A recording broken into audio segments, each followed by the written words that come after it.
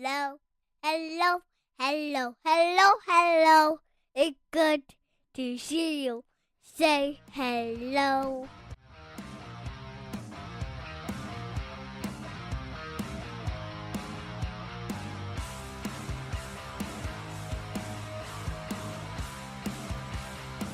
Welcome to the Huskies Hockey Podcast. Weldie and Andrew here as we're in the lovely week-long lull between college hockey games that everyone is desperately clamoring for, and more rest for Motzko, which I bet he appreciates.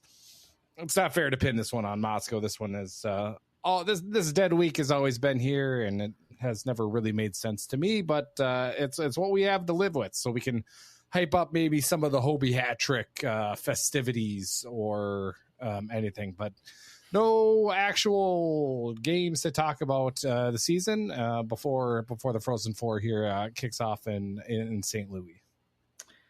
Hot portal action. Ooh. Which, I mean, that gives us some content. I wonder what hockey podcasts did before the portal in the dead week. Like, would we have just taken the week off?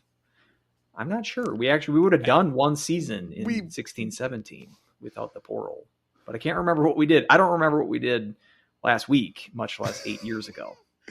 I don't know. We probably had a whiskey cast, so probably Whiskey Dave had something concocted up for us that's a good bet. I didn't remember what happened, so that's probably what happened. Which, if that isn't a segue, I don't know what is. Good work. They're paying you well, Mr. Host. So we're talking about whiskey today. Whiskey.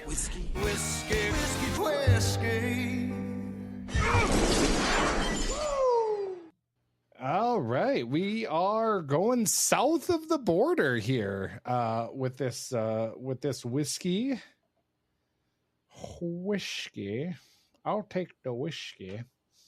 We are going to Mexico.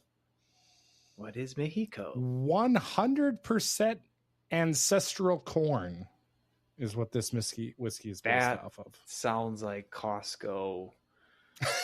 Hot air marketing. Ancestral. I don't know what that ancestral doesn't exist. Ancestral corn it does not exist. It only exists on Costco labels. That makes sense. It smells very corn forward. Very ancestral on the palate. Very ancestral. Yes, it just my dead ancestors here is what I'm smelling. No, it's definitely corn forward. So here we go for the sip. He's knocking it back.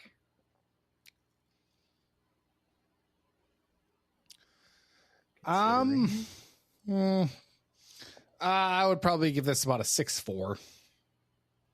Just kind of ho-hum. Yeah, it's kind of right down the middle. Yeah, I'm probably maybe the ancestral marketing. Probably I was giving it maybe a little bit too much cred.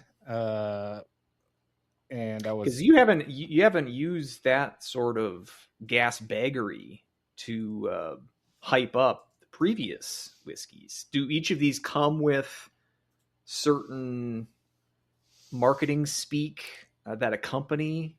Every whiskey has like a 2-page spread on everything about the distillery and the history, and it's a creative writing project. Yeah, exactly. For their marketer, for the intern in the marketing department. So there's plenty. Yeah, so there's plenty of information. I don't even give everyone the names, just where it's from. And he's like, Bob, what's in the Mexico one? I don't know. It's a bunch of old corn. Old. Old. Whip up my Rojettes, the thesaurus. I got to first one there, ancestral. Yes, I got it. Got it, Bob. I got to call up Mr. Merriam and Mrs. Webster and kind of come up with the thesaurus of old. Ancestral. Ooh, ancestral. It sounds a lot better than old. It's more appealing, more attractive. Other A words.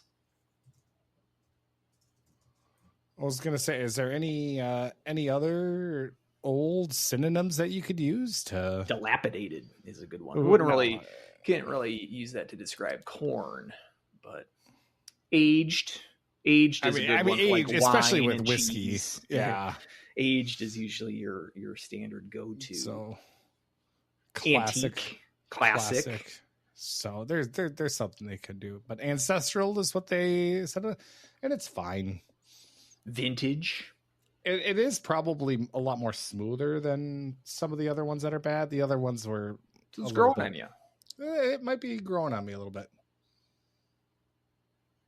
Taking another sip, even if I finish all of them. But even if I do like keep going with it, I don't think it would get more than like a 6-7. So all right, well, even in the two sips, it's gained 0.3 points. So by the end of it, by the end of the snifter, it'll be in the 7.5 range. Oh, which tragic! I know. I'm down to my last one. Snifter. You're making a lot of use out of it. You're treating it well. I mean, it came in a 2-pack, but it was a 2-pack and it was like $40. So like, this is like high quality glass that I'm using here, and it shattered fairly easily.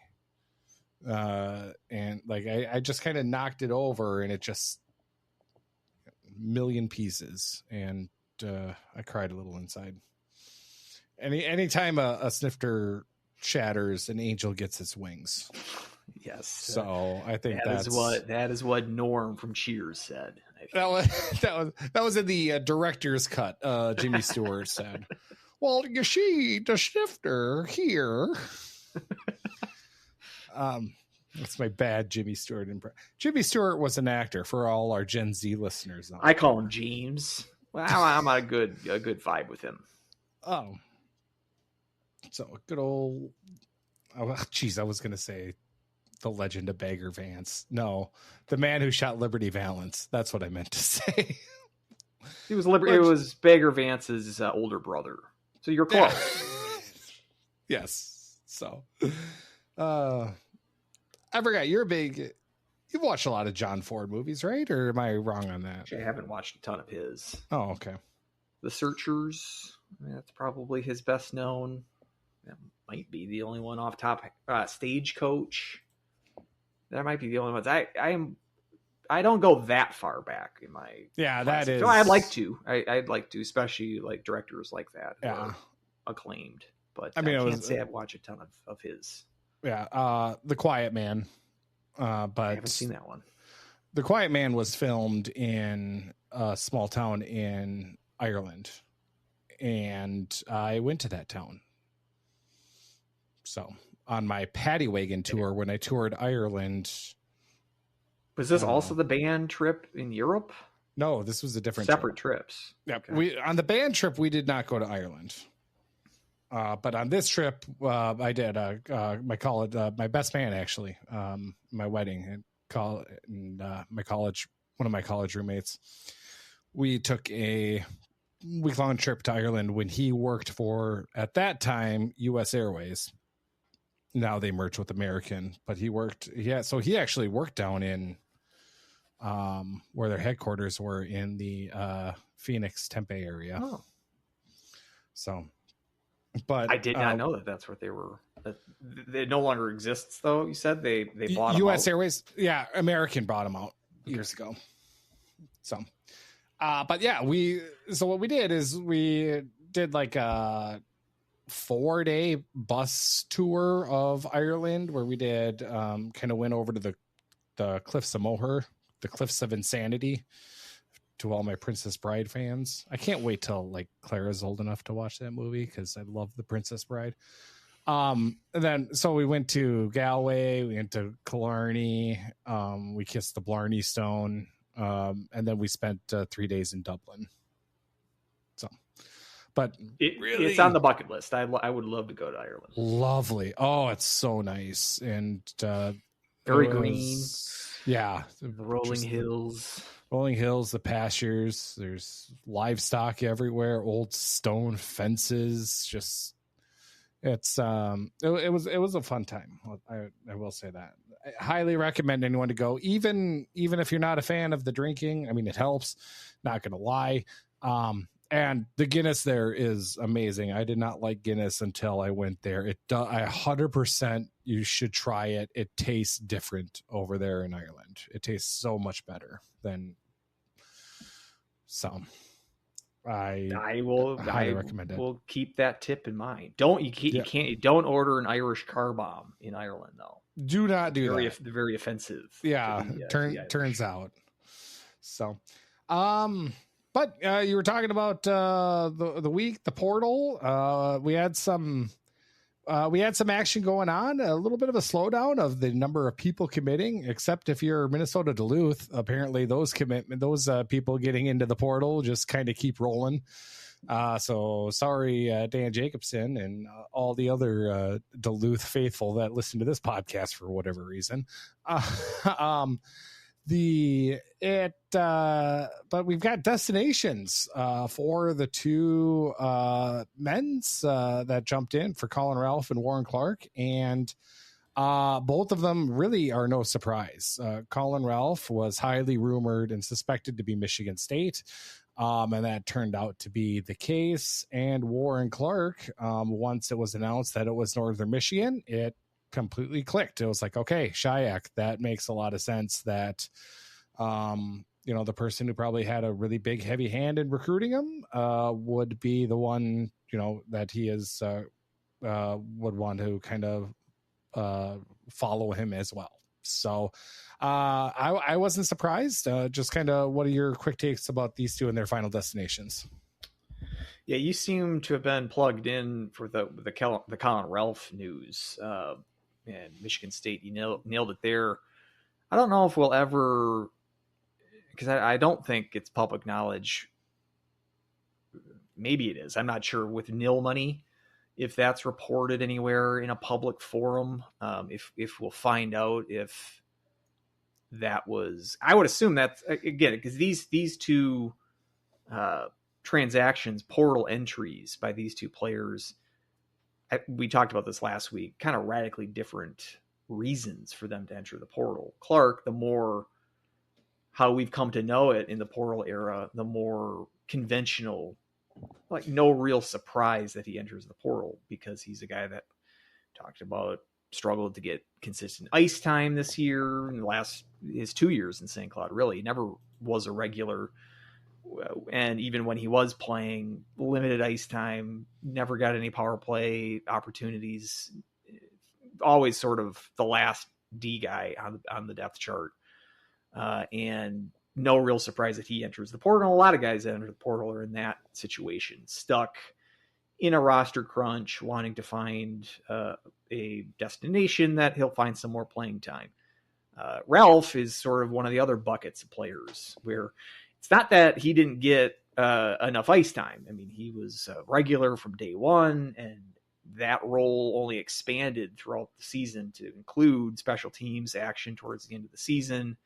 I mean, it's very early in the season. I was considering him to be the top defenseman on roster. So it's not like he was in the Warren Clark situation where he needed to find greener pastures in order to just play more time. The reasons that he goes in to the portal are perhaps more in the financial realm of things, or perhaps something where the Blues see something and feel like maybe they just want him closer to home. I think that Michigan would be closer to St. Louis. Maybe not. I'm not even sure. I don't know. Perhaps the higher ups with his professional team that's drafted him had some say in this situation, but definitely a different situation than Warren Clark. And it might have just been as simple as he's getting a handsome sum in return for his transaction to go to East Lansing. So no surprise in terms of where they end up, if those are the reasons they're entering the portal. And Clark, as we kind of speculated, he could get regular playing time at probably a fair amount of CCHA type schools. And with Shayak, as you mentioned, I just assumed that he was the main recruiter on that when Shayak was still at St. Cloud. That Calgary area, that's where Kupka came from, Alberta. So Clark was MJHL. That's where St. Cloud got him committed, Manitoba. So I guess the Prairie Province, I think Manitoba is one of the Prairie provinces in Canada. This might be one of those Scandinavia, what countries are in Scandinavia, but I know Saskatchewan and Alberta are definitely the Prairie provinces. I think it includes Manitoba. Manitoba is basically northern North Dakota, and so if you just bump up north, that's all fields and farmland. So I would assume that's all prairie up there in Manitoba as well. Anyway, Yes. somewhere in the nether Alberta, regions, Saskatchewan, Manitoba. those are the three prairie. Yeah, so that would have kind of been Shayak's honey hole of recruiting. And so St. Cloud got him when he was still at the MJHL, when he was really on no one's draft radar, and then steadily improved his draft stock to the point that he was lined up to play a full season in the USHL, gets drafted, comes to St. Cloud for these 2 years and largely kind of sidelined and not really due to injury. So that makes sense that he reconnects with his coach, that he probably made the first primary contact with St. Cloud through Shayak. So that makes sense. And as you said, if it is a money situation with Ralph, if that explains his departure, there's really only a handful of schools nationwide that are able to do such a power move. And it's mainly the Big Ten schools and the Boston schools and a handful others across the country. So if that was the rationale for Ralph's entering the portal, makes sense that he ends up at a school of that level, let's say. So yeah, it's not surprising. I'm not surprised either that these moves are pretty quick. As you know, we mentioned that McMahon and others have said guys of Ralph's stature for sure know where they're going prior to when they enter the portal. Clark, perhaps that could have been the case. I mean, Shayak might have been his main target maybe since the middle of the season. Perhaps since Shayak left to go to Northern Michigan, this was on his mind. So who knows when those decisions were actually made, but I would assume they were made prior to last Saturday or Sunday, whenever the portal opened. But it's good that at least the speed of the process gives us quick closure in terms of it's not a lingering question that we're sort of scratching our heads about. We've got the answers, and more importantly, we've got reinforcements that are coming in because that's the nature of the portal.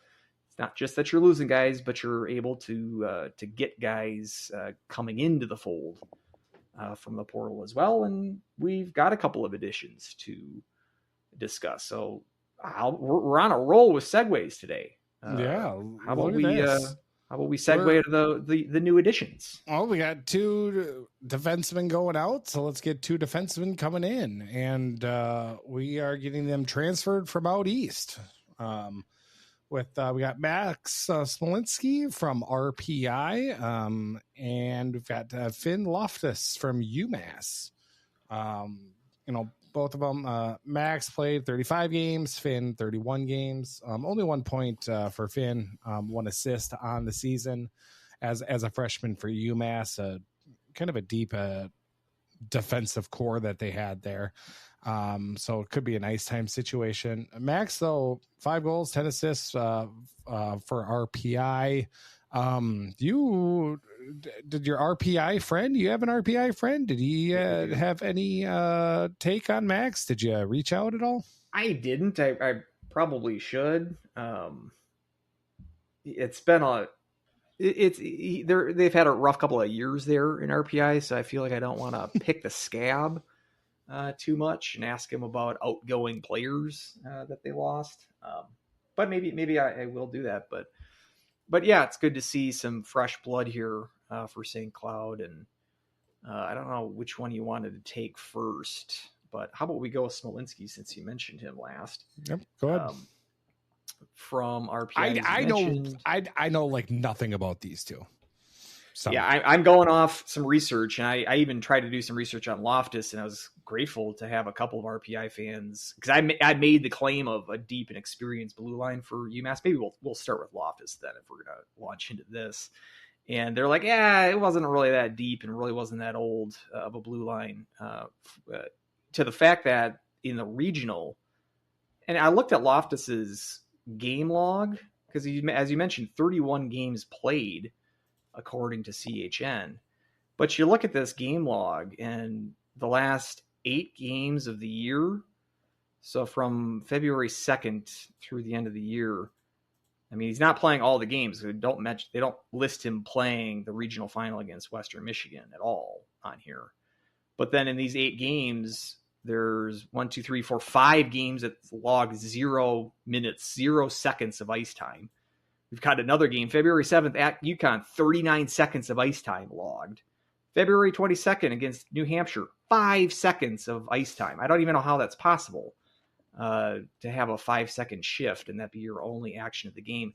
So they're counting of the 31 games, they're counting those 5 games that he didn't log any ice time, and then the other 2 that are under a minute. So, I mean, in reality, he played closer to like 20 games played this year, mostly in the first half of the season. And then at that, like just with the 31 games, 5 minutes average ice time.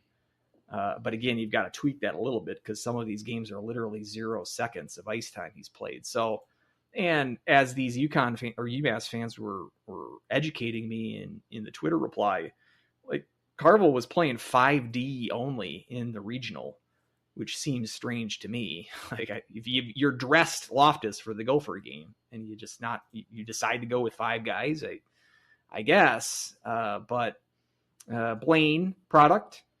And I think he would have played with Berdovich at Blaine, and then goes to Sioux City for 2 years and 2 pretty productive years for the Musketeers there, 22 points and 35 points respectively in the 2 full seasons there. He also got a cup of coffee right after his high school career was done in 22. But then he's mentioned just this 1-point season for UMass, but he more strikes me as in the Warren Clark category, where for whatever reason he just was buried on a depth chart. And like Clark, whenever he was even fortunate to crack the lineup, it was only for token time. 5 minutes here. In Clark's case, more like 7 or 8 minutes per game.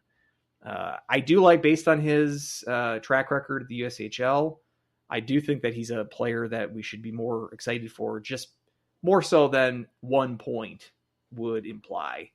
I think he's a quality prospect, but there is a crapshoot element of the portal as well, and we've seen the highs and the lows for St. Cloud in the history of the portal. Home runs like Grant Cruikshank and Dylan Anhorn, swings and misses like Josh Zinger, for instance. Hopefully this is somewhere at least in the middle of those 2 extremes. But happy to see him aboard. Minnesota kids, always nice to get a local product into the St. Cloud fold. Now, Smolinski seems like the more experienced.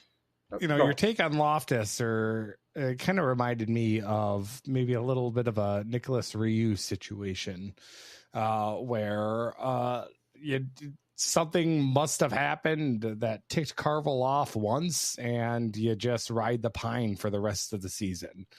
Whereas Nicholas Ryu, longtime Husky fans will know, played 1 game, maybe. He was a mainstay defenseman. I think his sophomore year, and then his junior year, I think he played 1 game. And maybe it was even the exhibition game, and then Motzko just never played him again. So he got into the doghouse somehow with Motzko and just never was able to escape it. I think, it would have been, I think so he only played the 08-09 season. Ryu played 23 games. That was his first season on campus, but he would have been a 22-year-old then. So I'm wondering if they sat him for his first year. They could have redshirted him, but at 22 years old, you'd only had 3 years of eligibility left anyway. So, 23 games in that 08-09 season. And he started off, he had 4 points in his first 5 games. Yeah. But then in that second year, just 1 game. Just 1 game. In the middle of the year, right after Christmas, when they played at Quinnipiac. So it wasn't like the first game of the year. But I think he played in the exhibition game that series, probably against Manitoba or something like that. That wouldn't appear on but the that game wouldn't log count. for Yeah, that CHN. wouldn't appear. But so and that was it. 24 game career. I think it's more in the Warren Clark. I get it. It's hard for us to analyze locker room dynamics. And then he ended up marrying Alicia Lewis, who is the Sunrise anchor on Care 11. Warren Clark? No, Nicholas Ryu. Oh, so good for them. Just a fun fact. Just a fun fact of Husky marriage connections. If you watch Care 11 at about 5-6 a.m. like I do because of the kids being up, apologize. I will apologize in advance right now to Eric Zamora and his lovely wife Stephanie. Samantha. Oh man, I'm gonna I'll edit that out. You can edit. I'll edit that out. I apologize to Samantha. Because she works at Fox 9 News. So I'm a Care 11 guy. Sorry. Anyway, but yeah, just random factoid of Husky hockey connections that I know.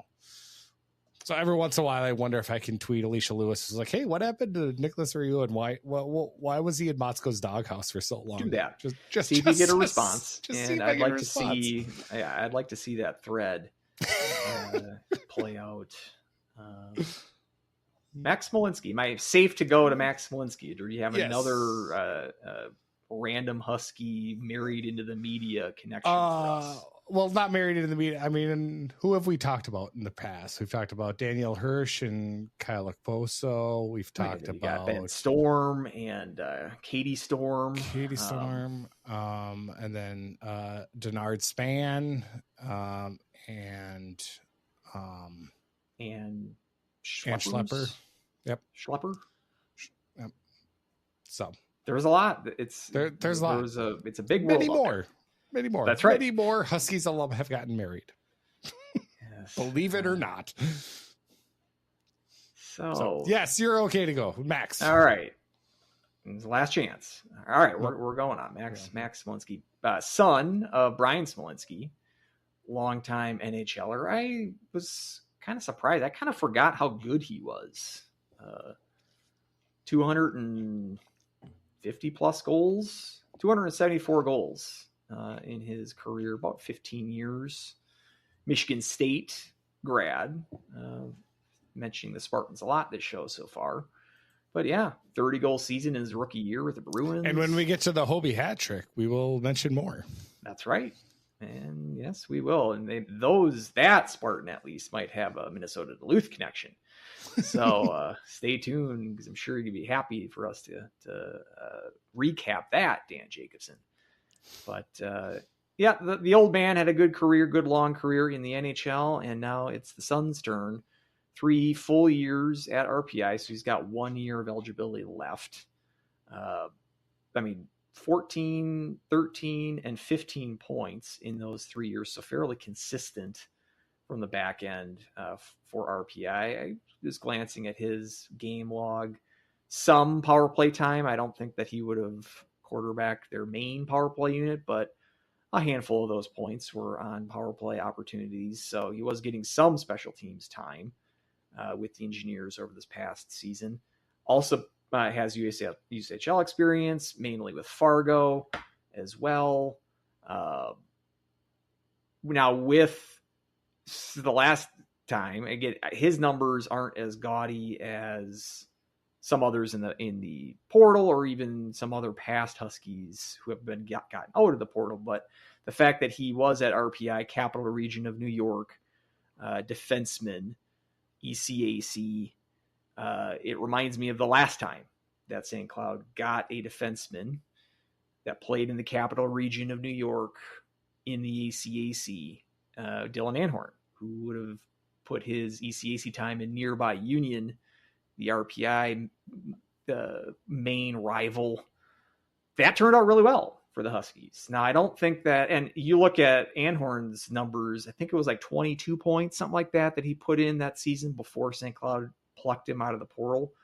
I mean, we weren't expecting the Dylan Anhorn that we ended up getting based on his numbers at Union. This is kind of going back to the crapshoot nature of a lot of the portal. There's guys like Ralph, there's guys, the biggest Matthew Woods of the world, where they're kind of known commodities. But I think for the most part, 90% of guys that change places through the portal are these guys that have kind of numbers like Smolinski's put up, 15-point season as a defenseman. You feel like you can work with that. That could turn into, if you put him in situations that are conducive to him putting up more points, like for instance, regular power play action, that could translate into 25 points, let's say.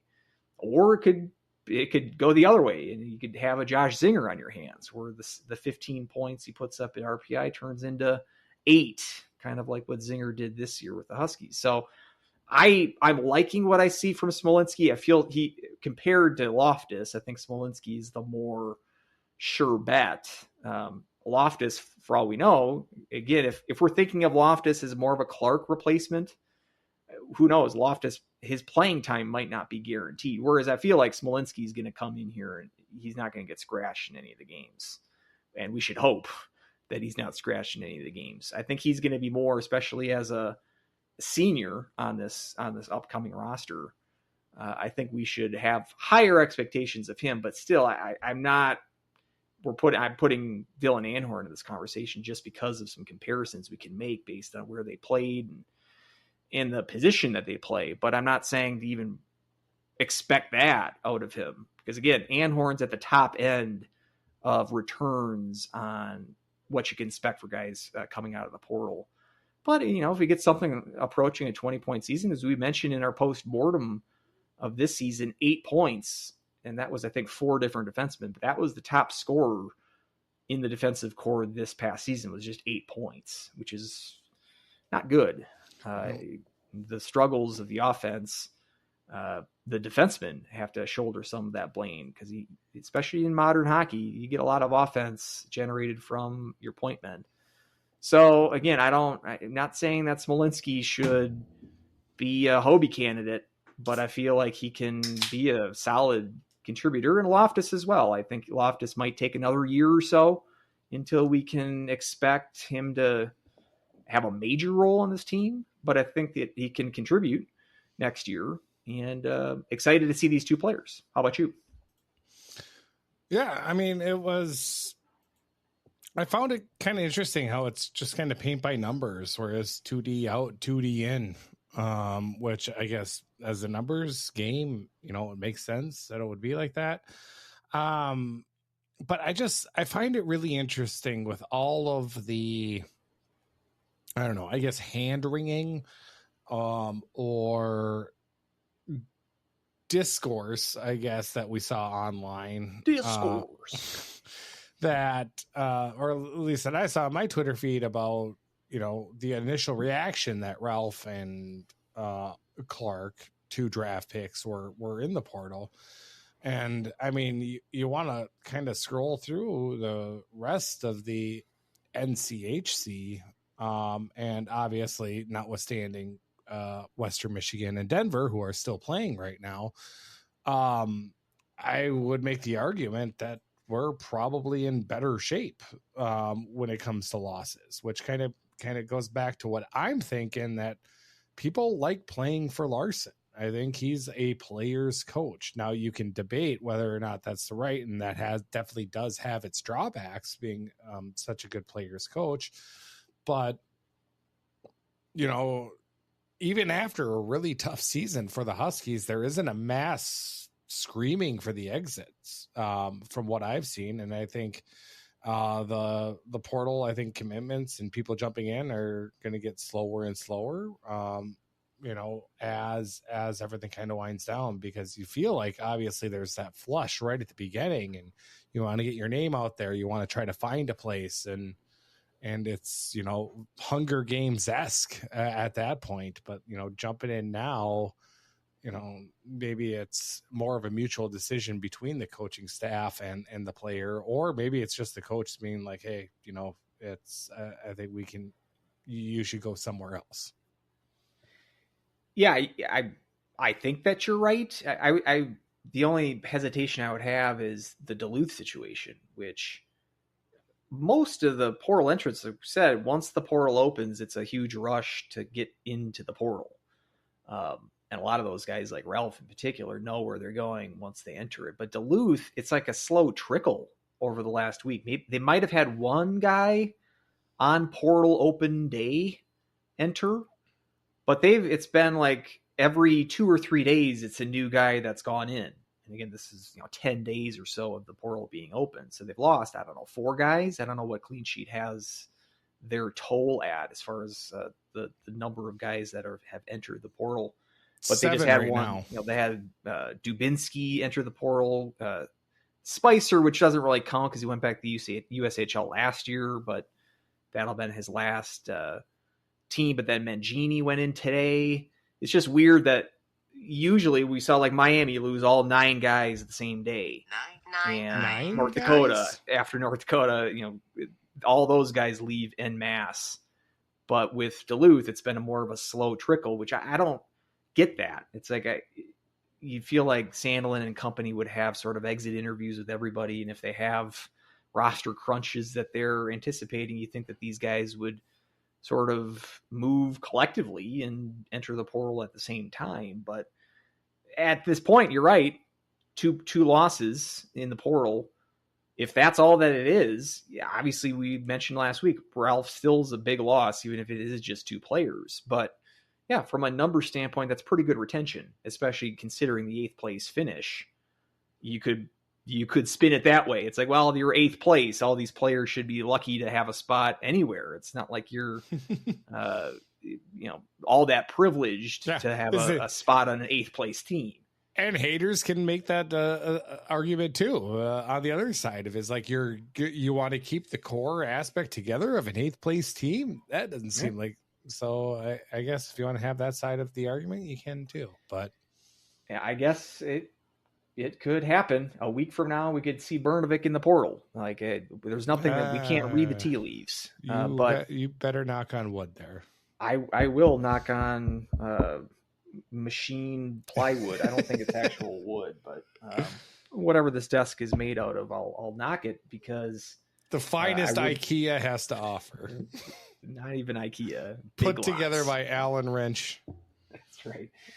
But yeah, so far so good. As far as if it's just these 2 players, then it's definitely a better result than what I was fearing when we knew, like when we were in the depths of the winless streak, when the bottom was falling out. This could be a mass exodus of not just numbers, but the high quality players. And again, if you're going to count, like you could count Ralph as 2 players, like he's of that value. Even if you're doing it that way, like you're counting Ralph as 2 different players, it's still 3 in comparison to what we mentioned: Duluth with 4 or 5, Dakota with 6 or 7, Miami and Omaha with 9 or 10 players, Arizona State with a bunch. So, I mean, in that regard, yes, we'll chalk that up, at least at this very early stage of analysis, as not bad. I'll put it that way. It's not bad. Then flipping over to the women. We don't have destinations for the 3 that entered the portal with Delmonico, Henderson, and Bray, but we do have one coming in with Sidney Jackel. 4 goals, 7 assists, 11 points total, transferring from Lindenwood. So we've got a forward. She's going to have 2 years of eligibility left, but played 33 games there for Lindenwood. So we've got a forward entering the fray here for Nadolski. Yeah, as you mentioned, I did some research on her as well. 21 points combined in her first 2 years at Lindenwood. a Michigan product, and Adolski's a Michigan guy, so perhaps there's some inroads there. Lindenwood, not a very good team. St. Cloud would have seen her and the Lions the last 2 years. They played them in the Icebreaker in 2023 and then played them at Lindenwood this past year to open the season. Maybe we'll see them this year. Maybe I'll have to email Adolski, see if he's got a schedule for me. But perhaps there's a Lindenwood trip to St. Cloud that's in a contract that they still need to satisfy. We shall see. But if that is the case, Sidney Jackel will not be part of Lindenwood. She'd be part of St. Cloud at that time. But has some centering experience, but mostly played on the right wing with Lindenwood. And was mostly like a third line player. I was kind of just going through their box scores. And yeah, about a third line player on Lindenwood. Again, I don't think this is the type of move that's going to turn heads, but we've mentioned with those 3 players that are in the portal from the Huskies this past year, you've got a good recruiting class coming in, but with those 3 portal entrants, you're going to need to replace those 3. Because our sort of back of the napkin math was that the amount of players that you're leaving, about 8 or 9, and then the recruiting class coming in, that basically washes itself out. So if we're losing 3 with the portal, we expect to get 3 coming in from the portal. So this is the first of what I would assume is going to be a couple of moves, a couple of additions via the portal. And welcome to the fold, Sidney Jackel. Yeah, there's been a couple other portal moves that have happened, and it's a kind of interesting there on the women's side. You kind of think of kind of situations where I feel like last year it was a lot more of a high-powered name gets into the portal, and it's like, okay, are they going to Ohio State or Wisconsin? And I feel like that's been a little bit less this year, but maybe I'm completely wrong on that, but that's just kind of my gut feeling when I've seen names kind of cross by of people who've gone in to the portal. There've been a couple of them that I thought St. Cloud could have been in play at that unfortunately did not pick St. Cloud State, or maybe they weren't even on Adelsky's radar. But at any rate, like you said, I'm kind of excited for the upcoming class here coming in for St. Cloud State. So yeah, maybe the highest profile player on the women's side that's moved, it's found a new home via the portal, is Jamie Nelson. I think we mentioned her on the podcast. From Mankato, goes to the Gophers. This will be technically her 6th season of NCAA. She played the COVID year, so that's exempt. And then the next year, she just played 2 games. I'm guessing she got a red shirt for that. But this will be the 6th season that she's going to log games in, and it'll be at Minnesota. Again, would doubt that was on Adolski's roster. Or radar, I should say. She would have been a great add to the roster. 30-point season for Mankato. And then Mankato got Ayla Poupe, I'm going to say. She was the Miss Hockey player from Northfield. Buried on their depth chart as a freshman, just 2 points in 30 games. But I don't know, Mankato, and we've seen that they've had some decent prospects go their way as well, some recruits.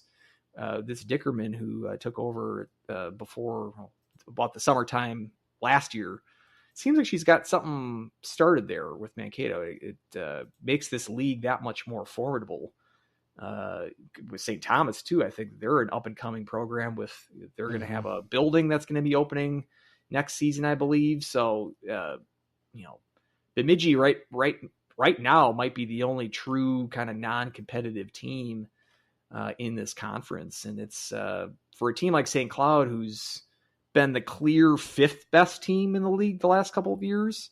You might have some competition there, and I still think that the top 4 is going to be tough to. It's going to be tough to knock off one of those top 4 teams. Duluth's been very active in the portal as well this offseason with some pretty good pickups. Ashley Messier and Josie Josie St. Martin. St. Martin from Ohio State, which you were having your eyes on for potential St. Cloud landing spot. So they've certainly improved, I think, via the portal this offseason as well. We know that Wisconsin's not getting any worse. Ohio State could say the same thing there. So I mean, this league, the rich get richer. But I think the St. Cloud's going to be competitive as well, and we'll see what else they do here in portal season, because I do expect them to be more active. Yeah, it's going to be a fun next season, or even seasons to come in the WCHA. So looking forward to that.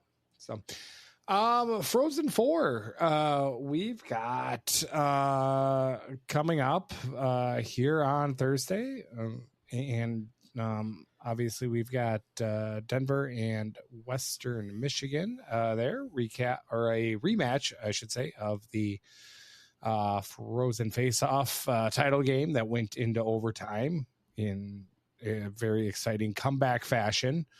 I don't like to relive how much money I've lost that weekend. I'm still trying to count how much money I've lost in the dollar game. It still stings, I will say that. But and then the other game here, we got the Big Ten representative for Penn State and Boston University. So no matter what, NCHC is in the hunt for another title. Denver is looking for 11 now.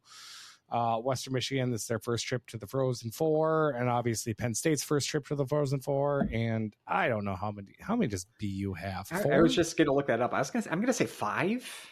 Okay, but I'm going to look that up here real quick. But let's see, 2009, 95, 78, 72, and 71. So they've had 5. They've so had it'll 5. be 6 if they win it. It'll be the 6th one. And shout out to Pandolfo. They mentioned this on the broadcast, but made it all 4 years to the Frozen Four as a player. And this is his 3rd year behind the bench, and he's made Frozen Four every year that he's been behind the bench. So 7 for 7 in Frozen Fours between a time as a player and a coach. That's pretty impressive. That's remarkable.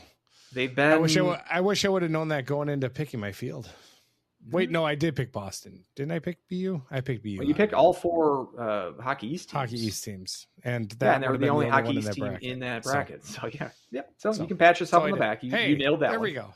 I'll edit that out too.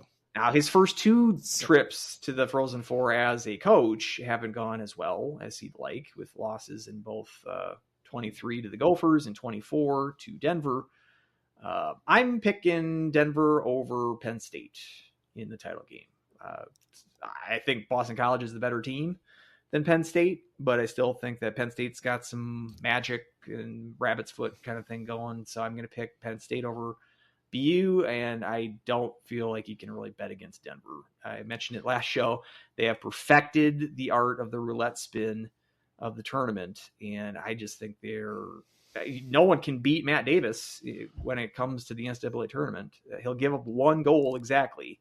And so I'll even go maybe one step further, and Carl in a tournament format, in whether it's World Juniors or national tournament, tough to beat. I want to take Western Michigan, because Western Michigan Penn State, I think, would just be lighting dynamite. I think that would be just helter-skelter hockey. I think that'll be fun to watch. 'Cause like I said, last show, Penn State kind of impressed me. I was kind of writing them off a little bit, and I probably shouldn't have. So I do like your assessment, though, that it's tough to beat Denver this time of year. And especially after maybe getting a little bit of a revenge on Western Michigan, after what they were able to do at the X and able to come from behind. So I think maybe that gives a little bit of edge there to Denver to come back with a chip on their shoulder and knock out Western Michigan when it matters. BU is, I don't know. I wasn't incredibly impressed with them overall. So, I mean, they were, they obviously took care of Ohio State, but, that Cornell game only able to kind of squeak out that 3-2 victory in overtime. So, yeah, I like your assessment, but to be different, I'll go ahead and say Denver over Boston. Sure. Even though way to be different. Yeah. Well, we're boring, but I feel like, I'm sure we're going to be wrong, but it's I don't think it's a dumb move to be betting on Denver in the Frozen Four. But like my heart matchup would be Western Michigan against Penn State. You get the sounder ready, because I'm sure those who are all about bracket integrity, they would have had that matchup. Bracket integrity. Woo! Thank you. If we had straight bracket integrity, that 4-13 matchup, which is what the pairwise spit out at the end of the conference tournaments, that 4-13 matchup was Western and Penn State. You could have had that matchup in Allentown, and that would have meant sending Maine to Fargo, which I'm sure is why the committee didn't want to do that. But this would have been a bracket integrity first round matchup, and we might get it in the championship game. Might get in the natty. So let's play that heart out of yours. So your heart matchup is Western versus Penn State. Who would win the heart matchup? Like when I say heart matchup, it's more of it would be a more fun hockey game to watch. I think when it comes to like a fun hockey game to watch, I think those two would take it for me.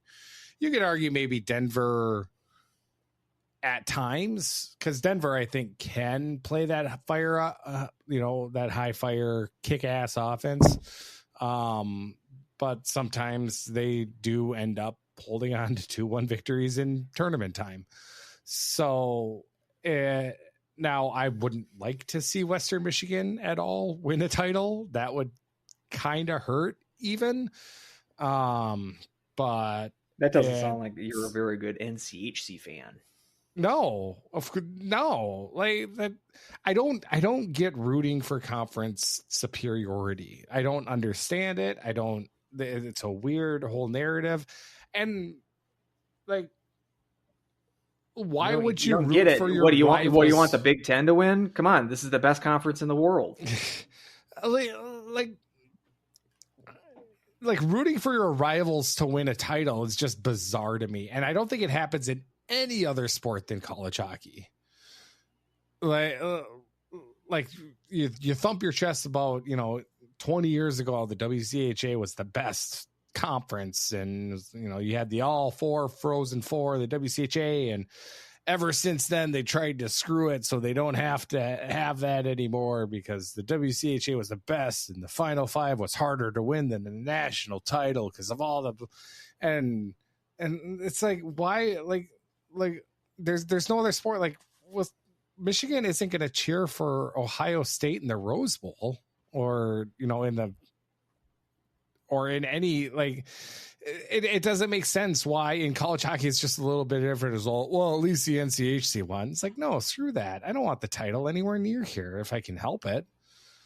Especially, I think I brought up the fact that my uncle, who's an insane, and I really mean insane, Gopher football fan, bowl season, he lives in St. Cloud, so he drove me to the airport over Christmas when I was back in St. Cloud, listening to the Iowa bowl game against whoever the F they were playing in the Citrus Bowl, and rooting for Iowa because that would be the Big Ten, is winning bowl games. So weird.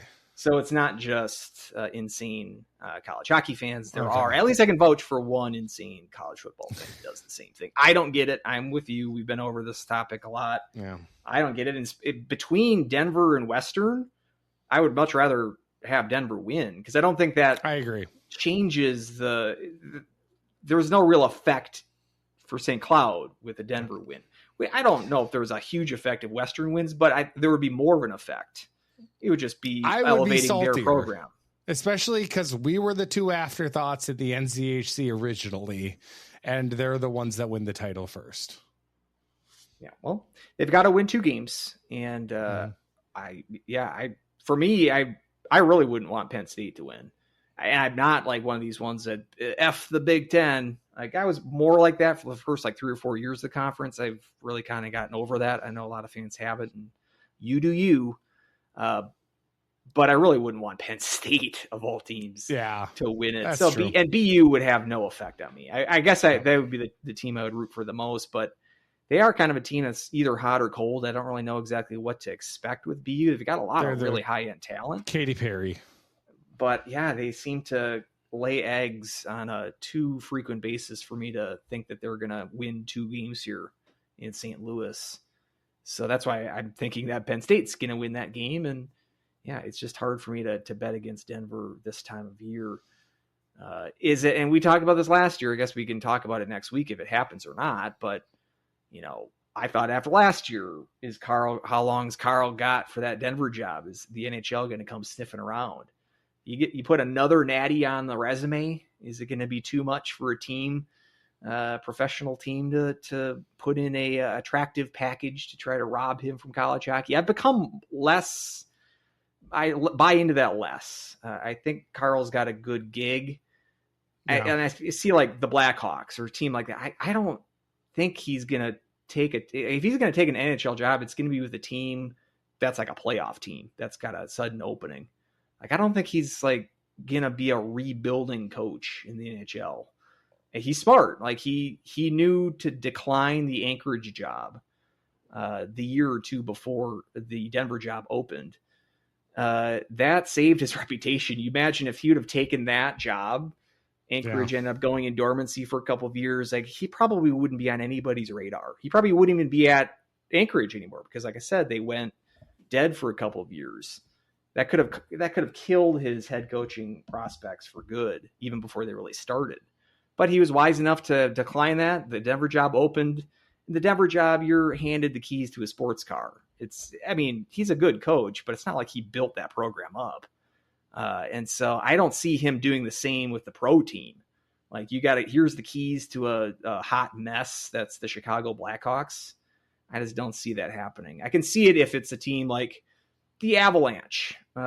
Somehow their coach, they win the cup this year, and their coach says, that's it for me. I'll retire. I'll spend the rest of my days in Palm Beach, and then hands the keys off to Carl, like right there in town. I could see that, but I just don't see him kind of slumming it with some, struggling team that's got a couple of years until they're a legitimate contender. But maybe we'll cross that bridge if and when we get to it next week. I feel like if he wanted an NHL job, he'd have one by now. I think that he's had enough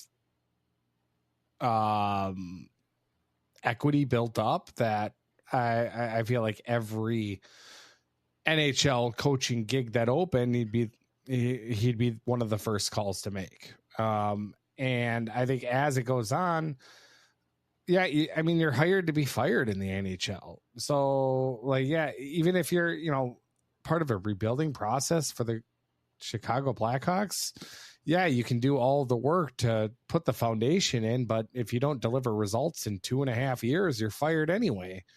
And then somebody else can come along and actually, put the foundation you put together and get to some relevancy.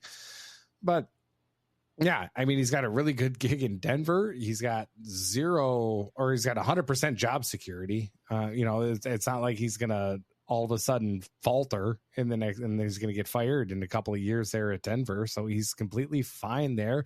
He's got a new family, and even in 10 years, he's still going to be an incredibly young NHL coach. So it doesn't really matter by any means. I'm just going to have to hate him forever, I think, until he gets that NHL job, which again, probably not until his kids are in high school. Which is going to be a very long time. Well, and give him some props too. We saw him he's outspoken in the sense that he's singing out of the songbook that we want coaches to sing out of, namely blow up the regional format. I thought you meant on Angel's Wings. No, different songbook. Yeah, I got Catholic on you. I'm not even Catholic. I grew up Lutheran. I don't even know that. You song. got me good. Yeah, well, you Catholic me. But, Catholic son. Yeah, he seems to be willing to put on the record ideas that me and you have been in favor of for going back those 8 years since we first started the show. Is that what that thread was? It was too long. It was too small a font. They needed to break up the block of text. But yeah, it was basically. I wanted to throw it into AI and just be like, here, what did this say? What was Carl's points here? Yeah, there's just the 1 through 16 and top seeds host, the 2 rounds going into the Frozen Four, the basic. Okay. Like the bare minimum, like that's the starting point that we'd like to see. We've got more off the wall ideas that I kind of teased last week. We're going to devote a summer podcast. I think we did this a couple of years ago too, where we just did a summer podcast based on let's talk about ideas about I've got a new batch of ideas and I've got some really convoluted ones. And also revisiting one that I had last year too. So it's always fun. And, but what a tease, what a tease for 4 months from now. When we keep hearing from people like Woden who defend the current system, it's like, well, coaches like this. This is what coaches want. They want the neutral sites. Well, at least with one coach, he's willing to go on the record. A very well-known coach with a lot of bullet points on his resume is willing to stick his neck out there and go against the grain. So I give him props for that. But let's not give him all these accolades of winning another national title until he actually does it. But it just does seem like that's kind of how it's headed.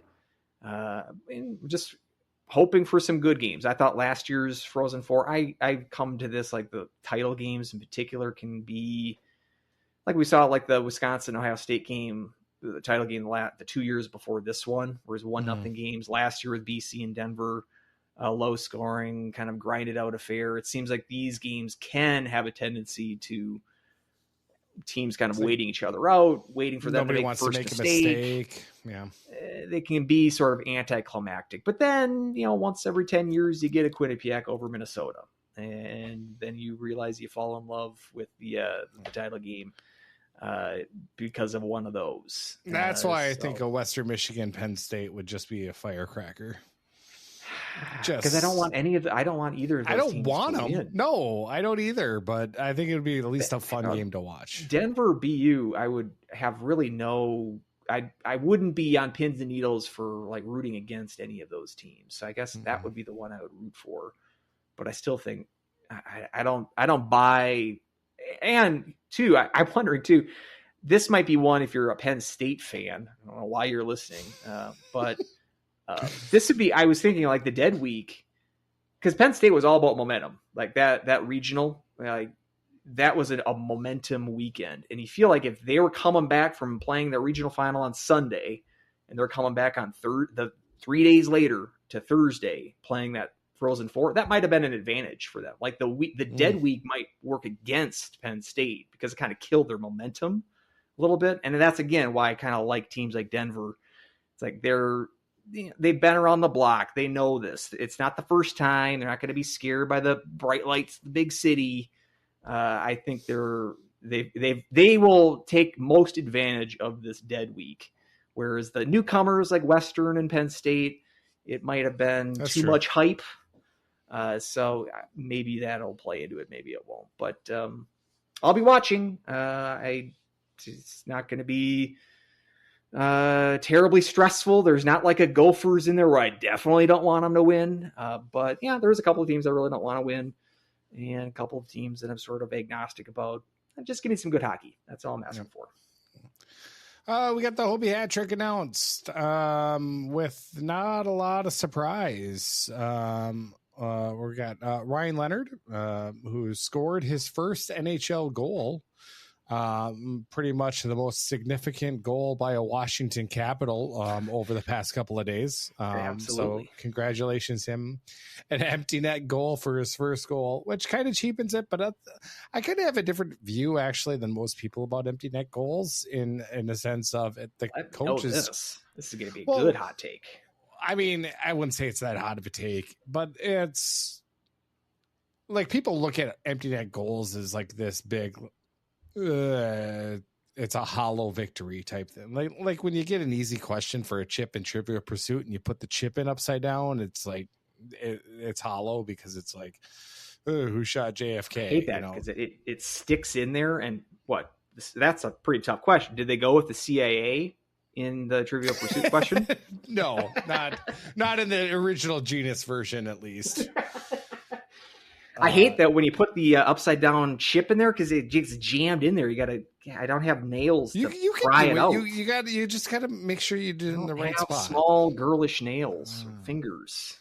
So, like but it's I feel that sure, yeah, you didn't score with a goalie in net, but at the same time, your coach you're still trustworthy enough to put out there when it matters the most in a hockey game, when you're trying to protect a lead and you're just taking advantage of the opportunity. So I don't think it's that big of a slight that you're getting empty net goal when it just means that your coach trusts you on all aspects of the ice.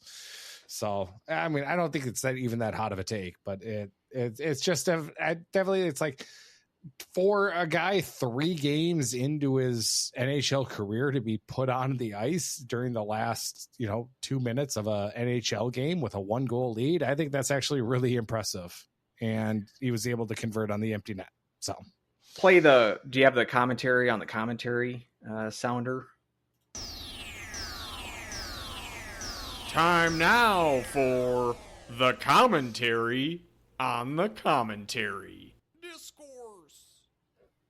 It's funny that you bring up this empty net goal from Leonard because CHN a couple of podcasts ago, prior to the Hobey top 10 being announced, we're debating potential Hobey candidates, and Leonard's name was brought up because I believe he led the country in goal scoring this year.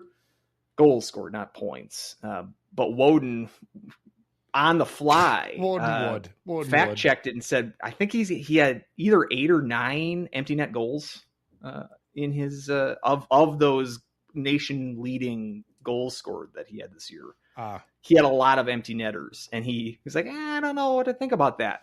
So he was playing into your bid where he was the one that was side-eyeing the empty net goals as being a large percentage of the number of goals that he scored this year. So the fact that he scores his first pro goal as an empty netter, I think Woden's nodding along vigorously. Yeah, exactly. Probably. Again, you're punishing because your team is good. You're up by 1 and you're a responsible player on the ice. That sounds actually like somebody you would want as a Hobey Baker award. And not only that, but you put the game away too. So I feel like that would be a positive. He got the game puck from Gretzky. I think that after the game, his first goal, he gets a handshake from the great one. So pretty good start in the pros there for Ryan Leonard. So it sounds like you're going Leonard with a bullet here in the Hobey. I mean, I don't know with a bullet, but it's definitely I just, that whole aspect of it. And there was one other aspect that I wanted to talk about when it comes to, it's kind of like when people say like longevity is a negative, and I never understood that as well. It's kind of like when what was it, Anderchuk, his Hall of Fame credentials, and it was like, well, he was never the best at any time, and it just turned out that he had that many goals because he played so many seasons. And it's just like, okay, so that's a negative that you're that consistent over that long of a time? That doesn't make any sense to me. It's like, oh, well, he just played for so long in the NHL. It's like, oh, okay, that's bad. Doesn't like what are you talking about? The guy had like over 500 goals, and you're not going to put him in the Hall of Fame. It's like, well, he never had more than 40. It's like, oh, okay, he just had, 25 forever. I don't know about Andrewchuk, but I know Mike Gartner he's brought up as like he's certainly the most obscure member of the 700 goal club. And I believe the crazy stat with Gartner is he never played in the NHL finals, never played in the Stanley Cup final. He played for 20 years and he's this prolific goal scorer, but he never played for good teams. So that was always a knock on him. But I agree. And if we're on the topic of Ovechkin, I was talking with my brother about this, like putting Ovechkin's 895 in comparison to Gretzky's with the eras that they played in. We're talking like Andrewchuk and Gartner and all these guys played in the 80s when offense was much, much easier to come by. Not to slight their achievements, but for Ovechkin to do this it's a higher scoring era now in the last 5 or 10 years, let's say, but there were some years there since he started that. Oh yeah. The dead puck was so and very he impressive. lost the season due to a lockout. Yep. This year he was hurt for 20 games or whatever it was. Yeah. It's not been easy for him either. So, and he doesn't seem like he's slowing down. Like he just put in a 40 goal That's season. the crazy thing. Yeah. So it's pretty incredible. Stick taps, as they say. Yeah. Hobey, getting back to Hobey though. So we got Ike. I just want to say quick correct. Like Dave Andrewchuk, 640 goals, and you weren't going to put him in the Hall of Fame. And also, he's in, right? There actually is no debate. Well, now there's no debate, but I always get him mixed up with Dale Howardchuk. Yeah, who I know also had I think he's also in the Hall of Fame. But similar names and similar stat lines. But it's a lot of those guys. Like if I ever play like the what do you call it, the tile game with the 9, the Sudoku, but with the hockey players, Immaculate Grid. I like to use like Andrewchuk, played with a bunch of teams. Gartner I use a lot because you can count him for the Stars. He played for the North Stars, which I don't think a lot of Minnesotans remember. North Stars are not very good. They traded him for Dino Ciccarelli, actually. But I like using those guys back then. Andrewchuk retired after the 06 season, and he didn't get in until 2017. Really? Yeah. I guess I'm not as plugged into like the NHL Hall of Fame more so than I. Well, and also used to be for baseball. Another knock on him was he scored too many power play goals. Yeah, that doesn't it's seem just like what? This doesn't make any sense. It was like, so anyway, but Ryan Leonard, Hobey, NCHC representative Denver, Zeev Buyum, chip favorite. Now that you can tweak the stats however you want to, the stats made up doesn't matter to him. And Isaac Howard from Michigan State, which will boil every Minnesota Duluth fan's blood. So those are your 3 Hobey Hat Trick. I mean, we picked Buyum. We mentioned this in our receipts show last week that we both picked Buyum at mid-season to be our Hobey. You actually also had Howard on your ballot. You mentioned 2 players, and both of those players end up being a Hobey Hat Trick. That's why you listen to this podcast. That's right. I'm going to stick with Buyum, even though if you want to make the case that Buyum's surrounded, even on the blue line at Denver, with more talent than, let's say, Howard is at Michigan State. BC also you can throw into the uber talented roster that Leonard was surrounded by. But I don't know. I feel like, again, and we mentioned this in that first half of the year, like I had mentioned, it doesn't look like anyone's going to get over 60 points this season, which like last year we had Celebrini and Gauthier, Will Smith crack 70 points, flirt with 80. This year, the scoring leaders are relatively down, at least in comparison to last year. So I don't think you have like a slam dunk candidate from the forwards, which is why I kind of tend to point to defense. And Buyum, he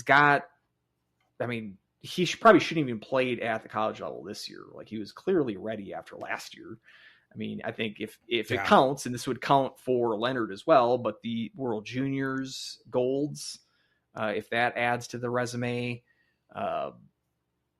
something, and Booyam's regional experience this past or 2 weekends ago now, especially against BC, a sexy, high-profile team like that. I think that could like turn some heads from Eastern voters. And so I'm going to give it to Booyam, of basically like he's the one defenseman out of this group. So that kind of separates him from the two forwards. You put his 2 seasons together, I think he's clearly the best defenseman, at least from an offensive standpoint, in the country. I don't know. I wouldn't be surprised if it's really either of the 3. I think it's a tight race. Like usually we see a Hobey Hat Trick and there's at least one candidate we think, it's probably just good that he got nominated among the 3.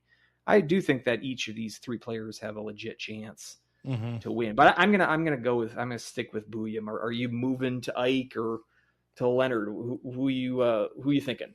Leno, I think, is what Gretzky called him. So you going Leno or are you going Ike? Or are you sticking with Z? I wouldn't say big, but like as I was younger, I was more like towards Jay Leno versus Letterman. But that was actually mostly because I really liked headlines. Which looking back, God, what a bit that was. It's got to be just the easiest 20 minutes to fill in late night TV is just people sending you headlines of newspaper articles. Gen Z newspaper were once actually delivered right to your house instead of your email box. But yeah, it's, and I didn't, and then I started watching Conan a lot, and then I didn't discover Craig Ferguson until a little bit later. So you were a big Ferguson fan, which always kind of surprised me. Yeah, I remember when Jay Leno. I wasn't a Ferguson fan until I watched him after he announced his retirement. Oh, for some reason I thought that you had years of experience. Once I watched Ferguson, I was like, I am really upset I didn't watch Ferguson more.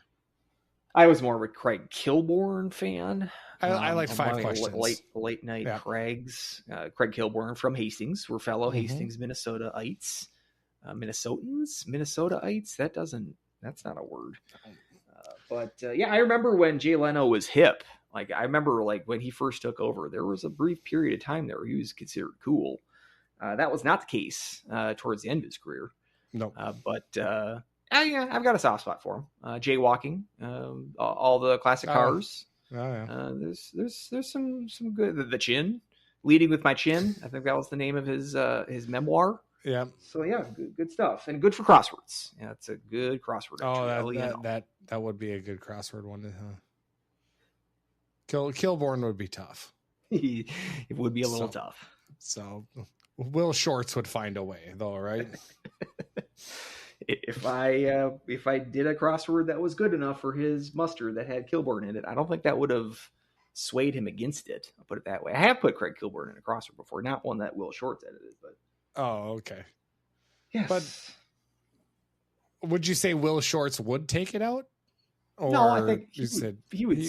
I mean, Craig Kilborn's a little dated at this point. I'm sure back in his heyday, he would have been a legitimate crossword entry.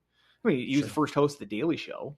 And that alone, I think, means that he has staying power as a crossword entry. And that would be a really good, just, one down right there. First, it'd be more like middle of the grid, I think. One down, that means you got 7 letters going down. I think more in the middle. That's true. Because you need like 4 for I'll see what I can do.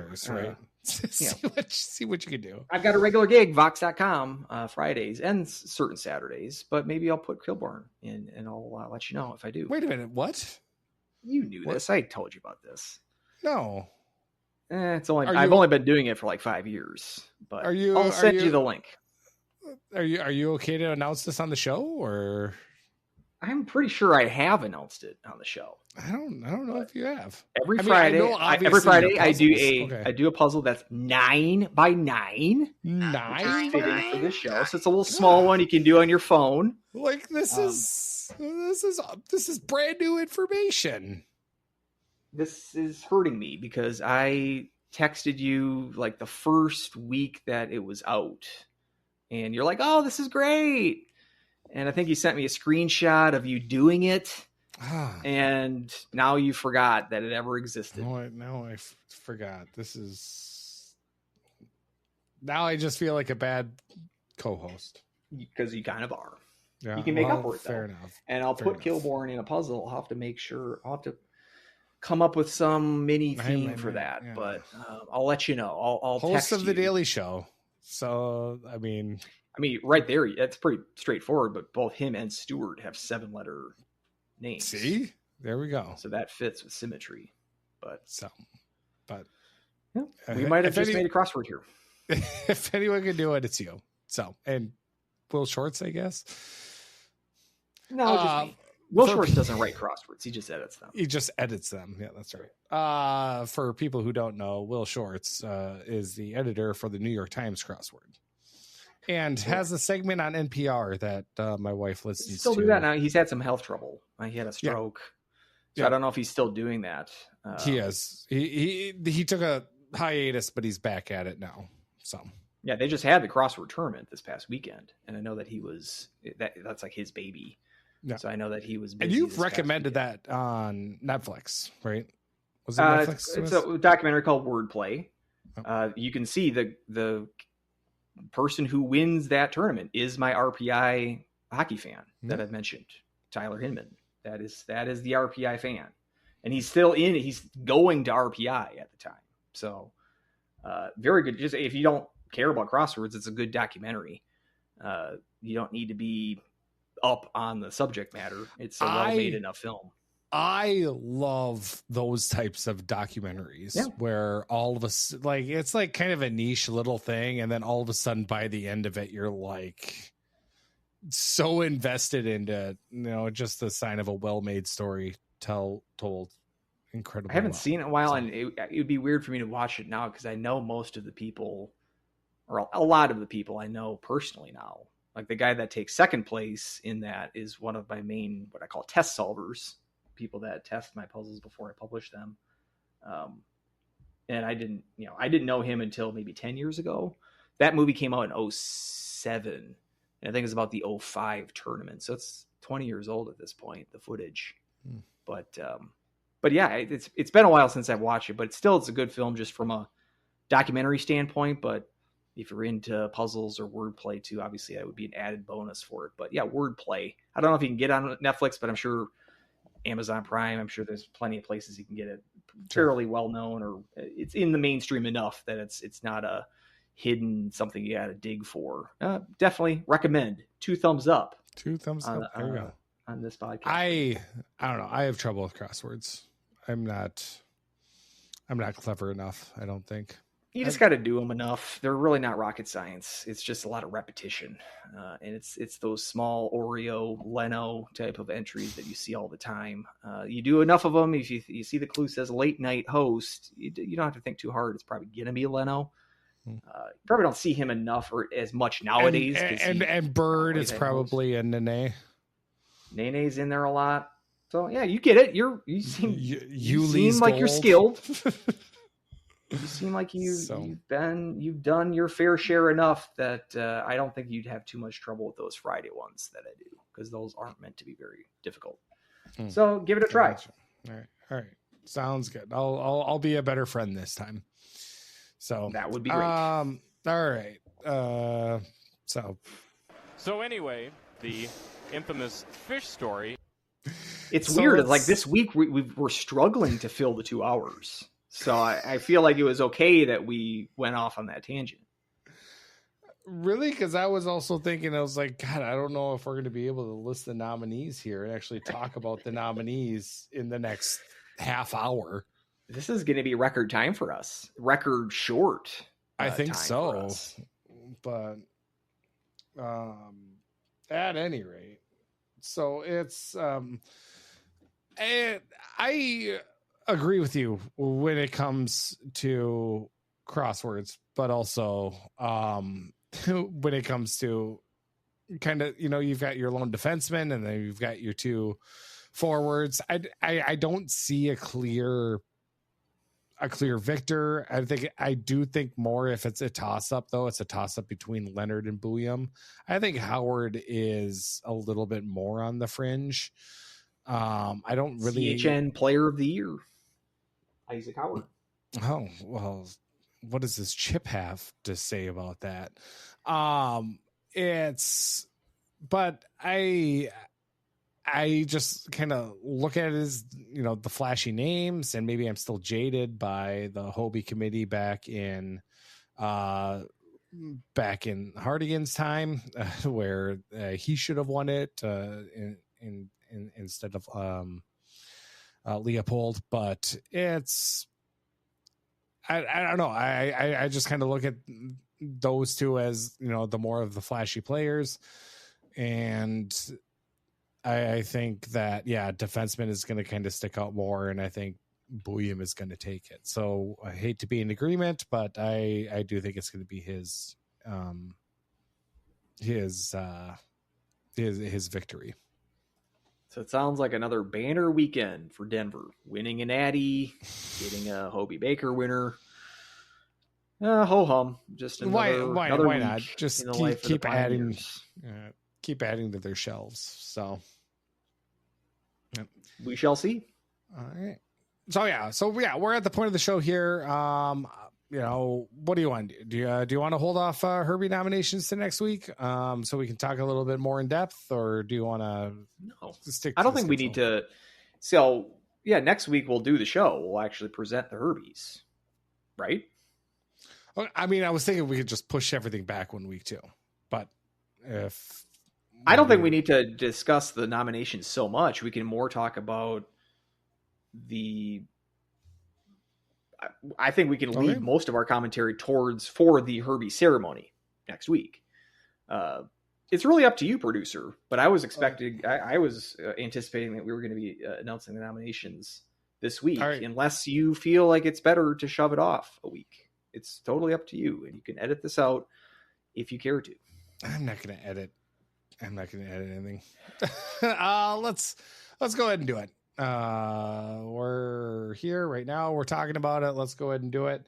And we'll talk a little bit about all the nominations. But I'll put a Twitter poll for all of the awards, except the Foot and Mouth Award. That is a producer only award. It's like the lifetime achievement. So we've been nominating things throughout the season, and we have been. Committee has been hard at work at determining a winner, and we will reveal that winner next week with the rest of the nominations, which will have a fan vote element. So all of our 24 listeners will be able, and Twitter followers will be able to submit their ballot. Not really. Each individual award will have a poll that you can vote for, and that will be one of the 3 votes that goes into the actual Herbie winner. The other 2 votes will be I get 1 and Weldie gets 1. We don't really know how we break ties, but we just kind of we hammer it out in the green room. But that's kind of how the very unscientific voting process goes. But the fans and the listeners do get some input. So that's why we like to announce these nominations in advance of the show. I don't think there's been a tie for it. Usually there was one that we sort of debated about. Most of the time, it's the fan vote, and then one of us matches the fan vote. So usually it more often than not, that's how it settles. Every once in a while, they'll swing the other way with it. Whereas the fan vote will be completely different, but we'll still pick not the fan vote. But we'll see what happens this year. So where should we start here? And you want me to do the Sounders, right? We got these Sounders. Let's use them. Well, no, again, that's your call. I thought that the Sounders were more like when we're actually presenting the award. We can just kind of run through them, kind of like how they do an Oscar nominations day. They kind of just plow through them. They don't really sit and stew on all these. All right, sounds good. Let's go. First off, we've got Rookie of the Year, which is kind of an overrated baseball movie as well, if you were to ask me, but not a big Rookie of the Year fan, except for the phrase "funky butt lovin'," which how they were able to put that into a kids movie, beyond me, but they were able to. So it was one of the side benefits of Home Alone. The success of Home Alone, because the director of Rookie of the Year, who directed that film, Daniel Stern, who also is in the film as well, like the crazy pitching coach who gets the kid who ended up being in American Pie, whose name I'm blanking on. But I'm sure he would not have been able to direct anything if it weren't for his star turn as Marv in Home Alone. And his follow-up with Bushwhacked. Celtic Pride. That's another one, if you remember that one. Go. So, Rookie of the Year, and the Bushwhacked. He's like a Boy Scout leader, right? Yeah, exactly. I don't even know why I remember that one, but it's one of those. I think it's the cover. Like, I don't know. Like, okay, back to my day again, showing my age here, but there are some like VHS covers that are just ingrained into your head because they always like jumped out at the shelves when you were like perusing a Blockbuster or a Video Plus or a Movies and More or whatever, wherever you rented videos back in my day. And Bushwhacked was one of those where just that case really stuck out in my head. So I'm looking at the poster right now. I can see your appeal to that poster. Right? It's good. So I wonder if it holds up. You think that movie holds up? Oh, I'm sure it doesn't hold up at all. I don't think it held up at the time. Rookie of the Year. 10% rating on Rotten Tomatoes. Ooh, that high.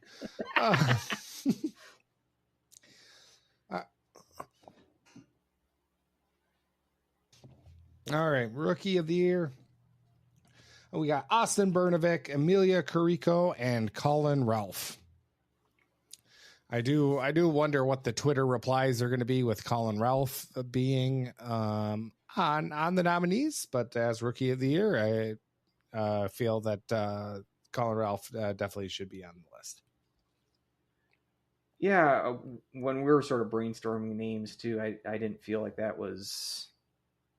I felt like my chore was to pick the best of the players that are in these certain categories. And Ralph, I think, is definitely deserving, and as well as Bernovic and Carrico. I think this will be actually a pretty strong category. I don't see there being a runaway winner here.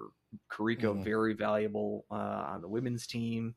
Very excited to see her going forward. Bernovic leads the team in scoring.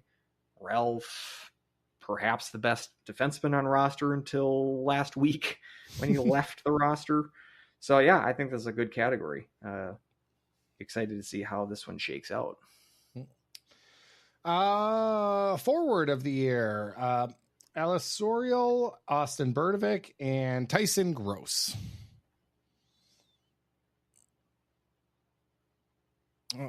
I think this is another strong category. I've been singing Sorial's praises for all season. So obviously big fan. Bernovic and Gross, kind of being, I think, the top center on the team as well. I think he's definitely deserving on this list. Yeah, sorry, I cut out. There was a bit of a scramble situation there on our podcast, so I lost you there for a little bit, but just to confirm, Bernovic, Gross, and Sorial, correct? Correct. Okay. Yep. Yeah. Another good category. This was a year both teams struggled with offense, but I don't think that these are bad candidates in any. It's not like these are the candidates only in a bad offensive year. I think these are going to be players when these offenses rebound, like we hope they will. We expect these players to be leading those offenses. So yeah, another good set of candidates here. Defense. This one we actually have 4 on the list for defense. Everything else we have 3, except for goal of the year, which we'll get to. But defense, we have Dale Ross, Cooper Wiley, Josh Litke, and Colin Ralph for the year 4. Yeah, some categories there's no set number of nominees. We like to shoot for 3, but we can make it 4 in certain cases here. And this is one where we thought it was warranted. Again, I'm sort of curious as to how Ralph will do in this voting. Because again, from the men's side, I would put him as my number 1 defenseman, but I can see fans being soured on him in terms of him bolting to Michigan State.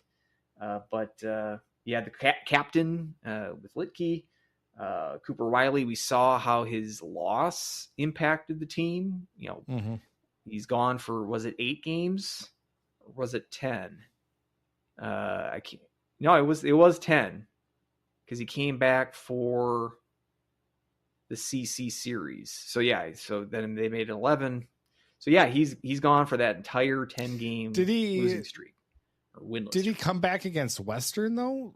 No, he came back against CC. They lost the first CC game to make it 11. Okay. So he was part of one of the 11 game losing streak. Okay. But the first weekend he was out was the weekend at Duluth.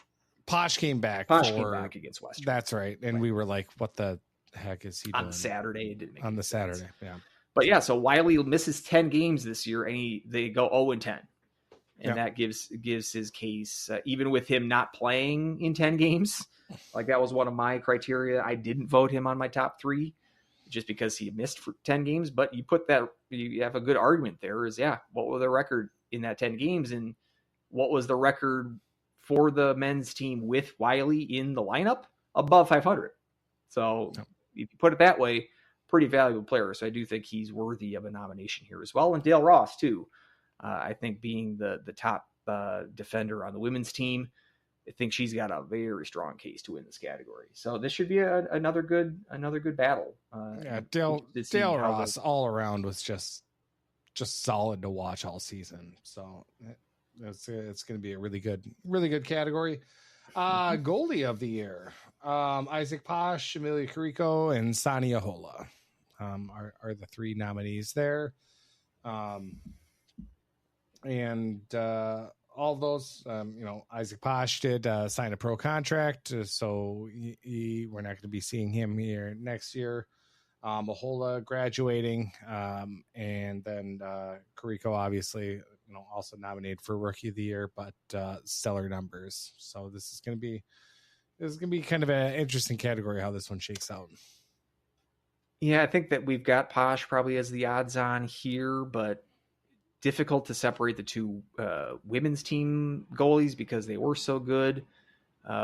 And with Posh, like kind of with Wiley, like the fact that he was out for so long, yes, it indicates his value, but it dings him a little bit from the sense that he wasn't the full-time starter. I hope to see him actually in person. We did see he signed, or he's with the AHL team, the Colorado Eagles, working out with them. I think it's going to be a hard roster for him to crack at the NHL level. That's years away from him, and it might not be with the Colorado organization. I think it's a 2-year deal that he signed, so they've got control of him for 2 years, but would assume that's going to be the AHL level. Even the AHL team, who's doing really well this year, they're first place in the Pacific Division. I'm in on my Pacific Division AHL playoff race. There you go. As I attended Tucson's Tucson game. Roadrunners, was it? Yep. Played the Calgary Wranglers in a midweek series. And last time I checked, they were hanging on to 7th, and 7 teams make it in their division. Well, Colorado is the top team in that division. And Tucson's last home series, not this weekend, but next weekend, they host Colorado, who I'm almost hoping they have a cushion on their lead too. So they probably won't have too much to play for that series. So, because I know their regular starter has been putting up very good numbers and he's been having some appearances with the Avalanche this year. So perhaps they feel compelled, hey, we want to see what we got with this Posh guy that we just started. So I'm kind of hoping, I'm expecting to go to one of those games when that series happens next weekend. Hopefully I can see Isaac Posh. It'd be kind of fun seem. It kind of be like when I saw Micah Miller suit up for Tucson 2 years ago. It was right after his Husky career ended. He got a brief stint with Tucson there. So it's always fun to see former Huskies in the pro ranks. And hopefully I'll be able to see one in action here pretty soon. How often do you go to AHL games? This was the third one that I've been to this year. And so if I go to one next week, that'll be 4. I've probably been to another 4 or 5 in the other 2 years since I've been here. So I don't know, probably 10-ish. Not often. Sure. Do you every once in a while you're like, oh wow, they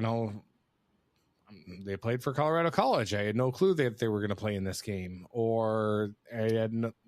Yes, like this last game. I realized, so I didn't know that Jackson Stauber played in net for Tucson. Rob Stauber's son played at Providence.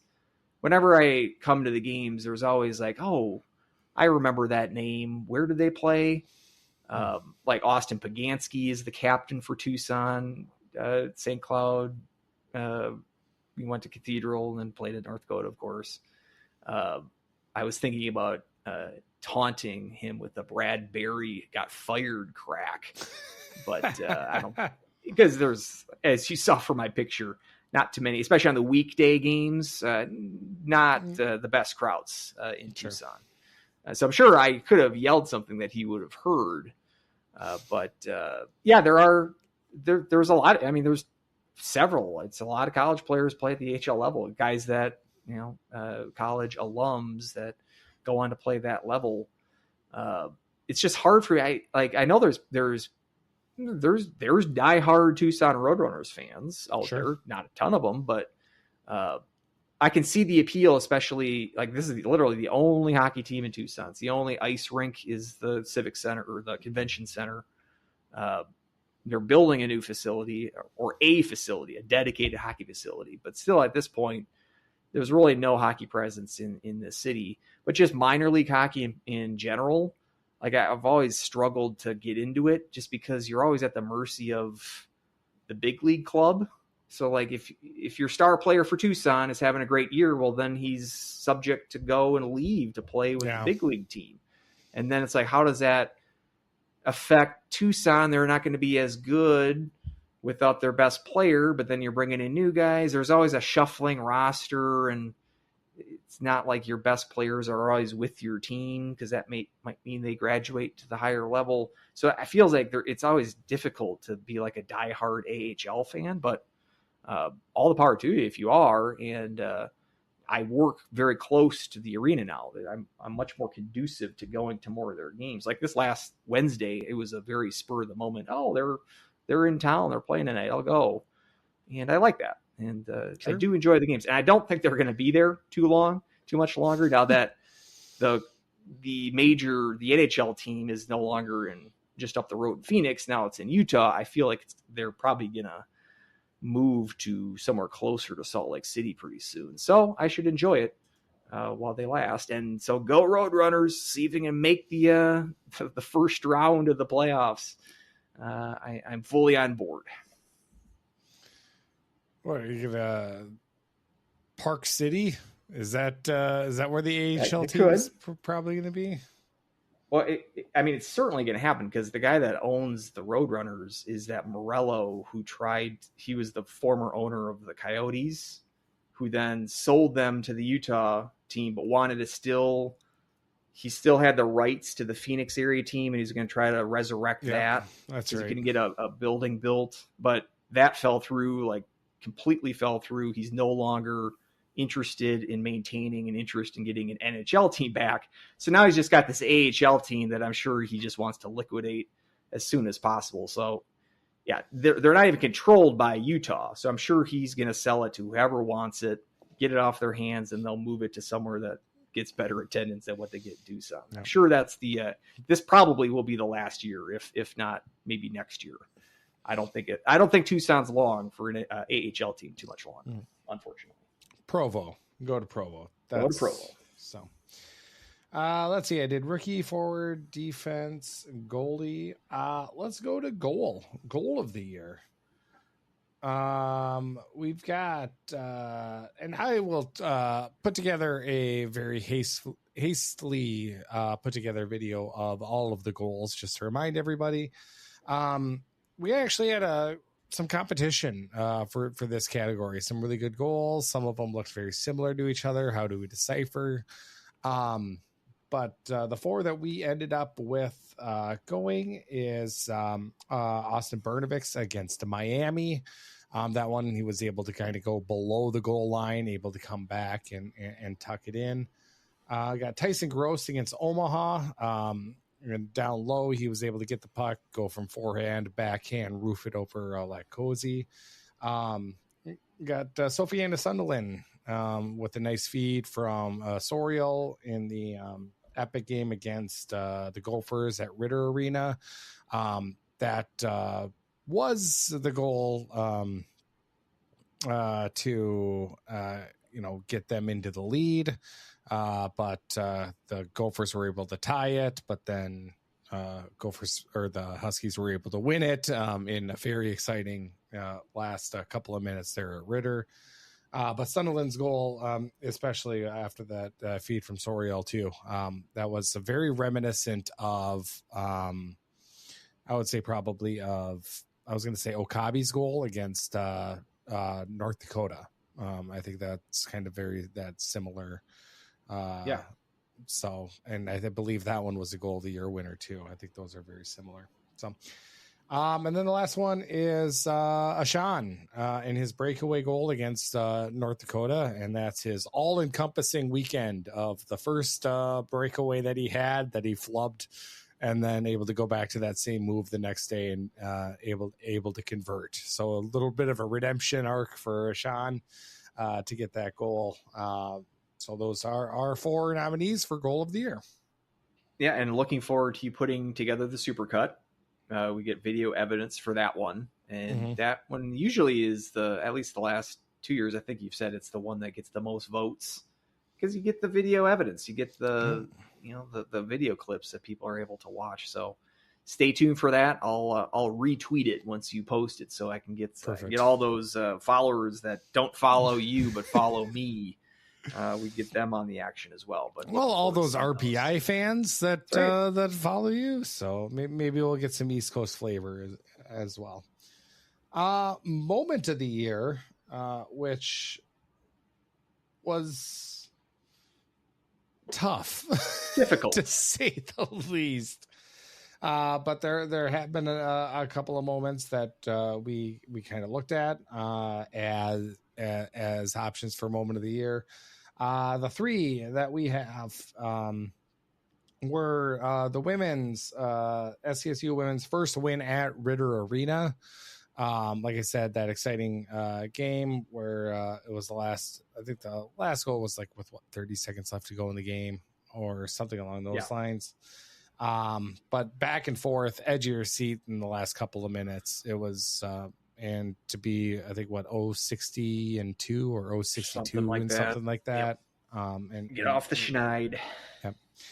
Along the same vein is the first regulation win in Denver since 2015.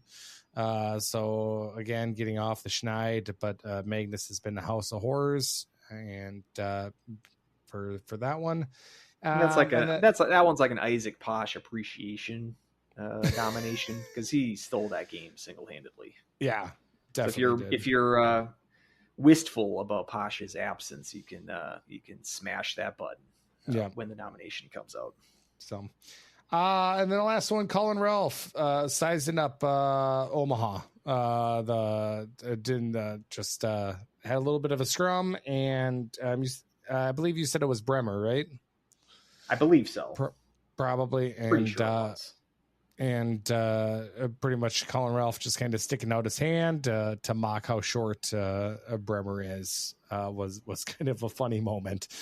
So those are the 3 moment of the years. So a little bit different on the season, the way it went, and almost put in, beating Colorado College to end the 11-game losing streak, but did not And we didn't know if we think the spirit of the award spirit is more positive moments rather than Yes. negative moments. There was no shortage of negative moments this past year, but we felt to keep it positive, there were enough of those to field a slate of nominees. This was, in total here, you've picked them all of them, haven't you? Or have you done MVP Nope. yet? MVP's the last one. Let's do Okay. MVP, and then we'll do kind of a broad, overarching summary of the nominations. Sounds good. MVP, Dale Ross, Isaac Posh, Alice Sorial, and Austin Bernovic were our MVP nominations. So we got 4 for MVP and defense. But MVP as well, how you define MVP, but it's going to be, I think there's some really, really good choices there for most valuable player. Yes, this was one where you felt compelled and deserving to go to 4 nominees rather than 3. This, of course, the illustrious Jeff Finger Memorial MVP. Yes. And so it's the last award that we announced nominations for. It'll be the last award that we announce on the actual Herbie show next week. It's a big award, and you don't get the finger bomb without it being a deserved award.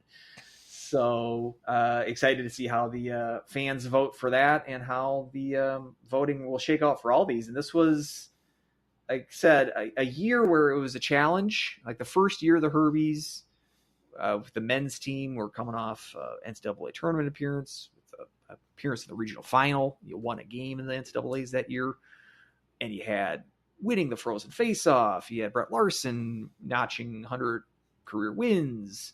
You had Dylan Anhorn with his phenomenal Hobey arc first half of the season. Lots of candidates and lots of kind of high fireworks. This year, not so much. Not many of those obvious moments and obvious milestones. There was more thinking this year, and it was weird too. I did have to double check this. So this is the first season in, let's say the history of the women's team, that the women have a better record than the men. More wins. First time that they've had more wins than the men's team, and the first time they've had a better winning percentage than the men's team. That shows you two things. It shows you the women continue to build and grow under Adulski, but it also shows the step back that the men's team took this year. And it also shows you how good the men's team has consistently been since the women's team debuted in the late 90s. And so that's a notable thing to put in there. We like to put, I like the fact that we have both the men and the women's team competing for these awards. I think it's a added wrinkle to our award show that I appreciate. So I think that's a wide open year this year. There's not too many of these categories that I'm thinking I've already got my selection made. There's 1 or 2, not going to tell you, but you'll find out next week. But for a lot of these, I've got to sort of, and for the goals of the year, when you showed me the clips too of these goals, and I still got to make a final decision because there was decisions to be made and they're difficult decisions. So I hope they're decisions that the fans will have to debate as well. And I hope that you participate because we like to get this will be the 3rd annual Herbies. And we like to keep the tradition going. Tradition. So,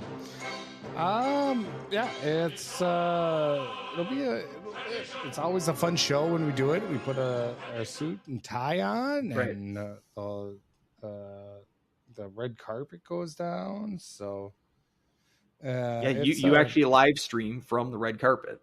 So that's my pre-show. Yeah, it's a short pre-show. From the red carpet that goes. You'll have to make special arrangements to have your whiskey sampling there.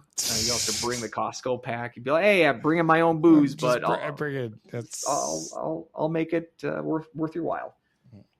And then I thought about also adding one more as a TikToker of the year, but since that would only go to Avery Myers, it's and this will be the last year. Maybe you could give that as a memorial award, a memorial, a one-off. social media presence of the year.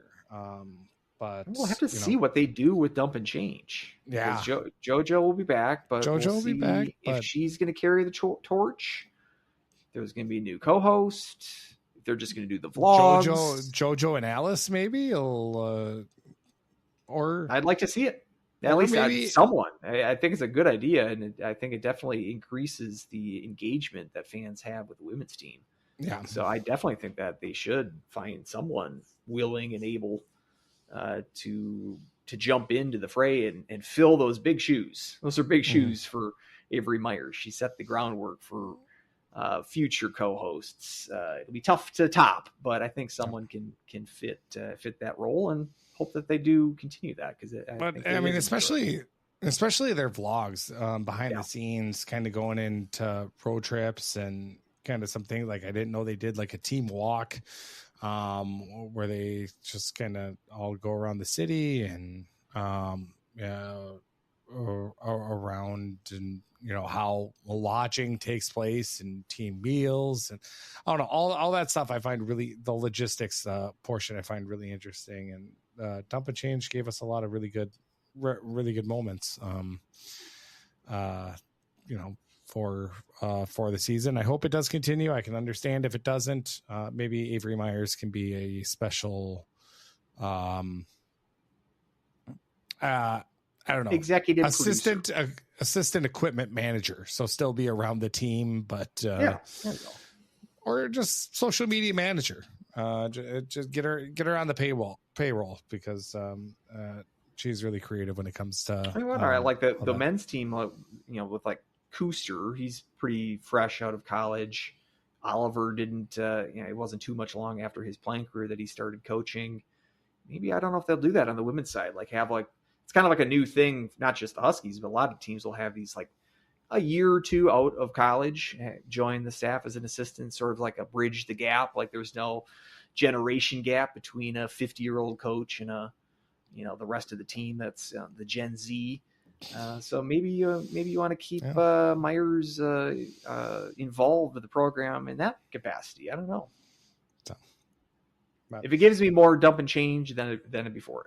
Then I'm all for it. So that's basically what I want. So let's go to questions. Have a couple of questions. One that came in a little bit later on last episode, so I'll go ahead and say that. With a new coach up in North Dakota, what is Larson's job?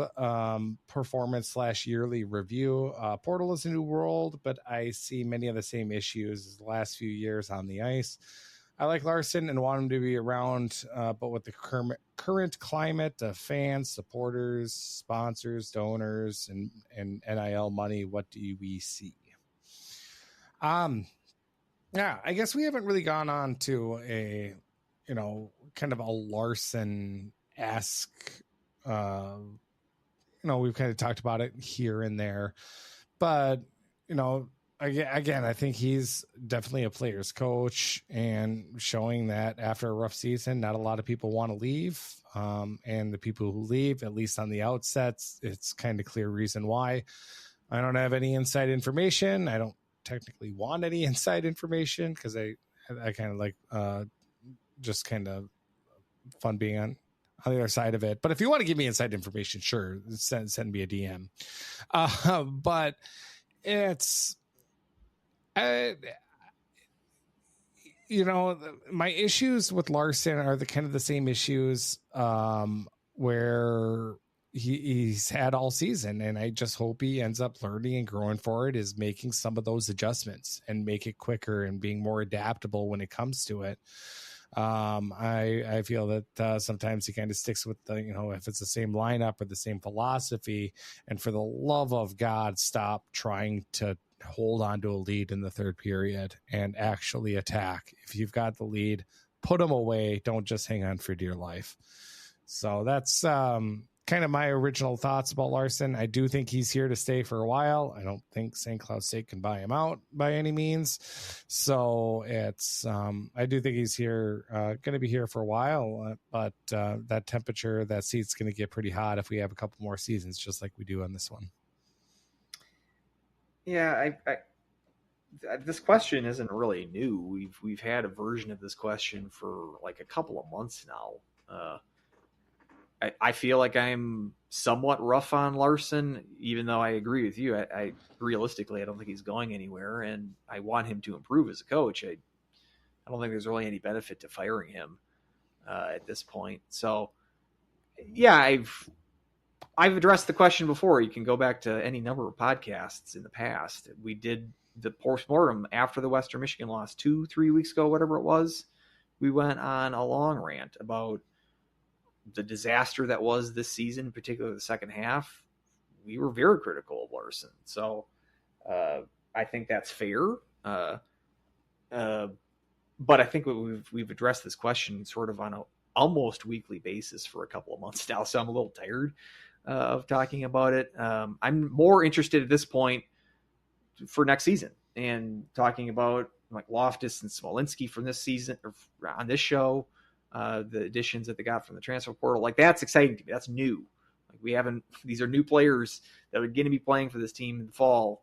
I'd like to, before we stop with maybe next week, before we stop with the weekly shows, to kind of look at the recruiting class coming in. Mm-hmm. We did that a little bit with the women's side. We can maybe do a little bit more with the women's side, but also look at the men's team's recruits coming in, because I think it's a class with promise. Jan Shostak, goaltender commit, is putting up a very good season in net. And as a guy we mentioned last week, talked a lot about him last week because of the Posh news, his role might be a very big one next year. So it'd be kind of nice to talk about Nolan Road. Nice to talk about Joe Belisle, Noah Ernest, Shostak. I think Noah Welch is coming in, or is it Aiden Welch? Getting my Noah Ernest and Aiden Welch confused. We can kind of go over all of those because that's new. That's something and it's something that's immediately relevant because these are the players that we should familiarize ourselves with, as they are current Huskies now for all intents and purposes. Yes, they're finishing out their USHL careers or junior years literally right now, but they're going to be the players going forward, at least for this next coming season. So that's kind of what I like to use. We do postmortems. We do analysis of the season that was. If you want to catch up on that, check out last week's show, the week before. We did a lot more of that. And if you want Larson rants, those are included in those. But as far as going forward, we like to discuss the future and see what's new and see what's changing and analyze those kind of goings on. So yeah, I gave you some homework. Listen away. Our archives are free. Yeah. And last one from Dan Jacobson. Question, is Donkey Kong Bonanza too close to the old TV show Bonanza? Is Nintendo risking a lawsuit? First right off, up your alley. You got Nintendo and you've got classic TV. Yep, exactly. So I don't think Nintendo's risking a lawsuit just because they don't go to court unless they win. And Nintendo goes to court quite a bit and they win in court. Right. I think it's just different enough because it's like Bonanza is spelled differently because it's like a bonanza. Whereas Bonanza, the TV show, is in the Ponderosa, the BON. But they might be flirting with it if they make one of the characters like an Adam Cartwright, maybe if he looks like it, or if the Cartwright boys are causing some trouble. There might be there's like a level of the game that's like in a steakhouse kind of buffet restaurant, like an all you can eat kind of thing. R.I.P. the St. Cloud Bonanza. all I have to say, it was a tough time, but You said, I think you mentioned your coworker who was a big Bonanza fan? Oh man, she loved Bonanza. My old coworker, and I swear she went about twice a week from the moment they said that they were closing to when they actually did, like 6 weeks. And she probably went twice You're a week. Going for those 6 weeks. a lame duck restaurant twice a week. That's devotion. Yeah, exactly. Because they're cleaning out the fridge at that point. Yeah. So what did she do? You must be a true. I think she also took like a full dinner set too. I think she took one of the trays, one of the plates, one of the glasses. I think she took. She's like taking the seats at the Metrodome on the last day. She's taking all the fixtures. Just take the stuff off the walls. Just robbing the Bonanza clear. So good. Hannah, bless you. Your name lives on this show for all time. What was her actual name? Just her first name. You don't have to out her entire. I don't know. Maybe that's a little bit too. We'll call her Hannah. She's Hannah from now on. We'll call her Hannah. Hannah, who liked Bonanza. Hannah Bonanza. Loved Bonanza. Yep. I'm sure Lynn would appreciate that I don't say her name on the podcast. Not that it mattered. Go at her. I like Hannah Bonanza better. So you're gonna take her Bonanza tray from her cold dead fingers. Overall, I really like the Switch too. They got released, or it's got a release date and a full trailer and information. Metroid Prime 4 is going to be on it, so I'm super excited about that. I'm gonna get a new Mario Kart. People were upset about the price, but if you actually put it into an inflation calculator, it's about the same as when the Wii was released, and that sold like mad. So it's I'm really happy with the Switch 2 and where that's going. I'm definitely going to pick it up right away. So I'm going to have a lot of fun with it. I'm teaching my kids how to play Mario Kart. And they've loved it. And I've also tried teaching them how to play Smash Brothers. I'll let them win in Mario Kart. No way in hell I'm letting him win in Smash Brothers. And maybe this makes me a bad father, or this is like the start of his trauma or his villain story or whatnot. But yeah, I'm just, toying with them and then, beating Will in Smash. And he wanted to be all Pokemon, right? So he picked Kanto, Pokemon Stadium. He picked Mewtwo and I picked Jigglypuff. And all I did was just rest him like the whole time. And he's just going flying off the screen. And he's mad. And it's like, okay, I'm not going to do that. So he grabs a hammer and he's chasing me down with the hammer. Well, I was able to put him to sleep. And as he was asleep, and he's supposed to be invincible when he has the hammer, but you can put him to sleep if right at the angle and the ledges and whatnot.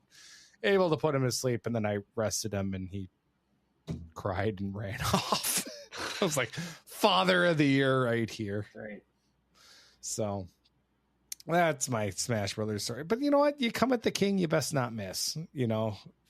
Play Mario Kart, fine. I'll let you get first place, whatever.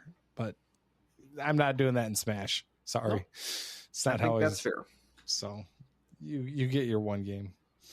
So and also, God, you talk too much. You talk too much crap about how good you are at. I'm going to lay the hammer down. Sorry, he'll learn. Them's the rules. Yep, exactly. So, well, that about does her this episode. We got over 2 hours. We didn't. As it turned out, we don't struggle. We talked about those Cartwright boys. That's right. And on the Ponderosa. So, but. I'm Weldie at More Clappers, MOAR, More Clappers. Andrew, you can reach him at Andrew SCSUHHP on the Twitter machine. Huskies Hockey Podcast at gmail.com. You can send me an email that way. And be sure so Weldie will put out those nominees, the Herbie nominees. Yep. In separate polls for each category, right? Yep, separate polls each category, and then I think that'll all be in the same thread. I don't know about maybe the goal of the year. You can do like the goal of the year YouTube because link. I'll be sure to retweet all these. Yeah, so. It'll be the YouTube link. I kind of want it to be like in the same thread so everyone sees it, but at the same time, however, maybe you've I'll done do it the last 2 years. It seems to have worked. Yeah, maybe I'll do like the YouTube video and then the poll afterwards, so it'll be in 2 separate tweets. But because I don't think you could do like a video and then the poll below it. I'll try that. If I can't do it, I'll figure it out. We'll figure it out, and we expect our regular listeners to vote in that in each of these categories, because that makes it more fun. The more feedback, the more legit these awards are. Yeah, exactly.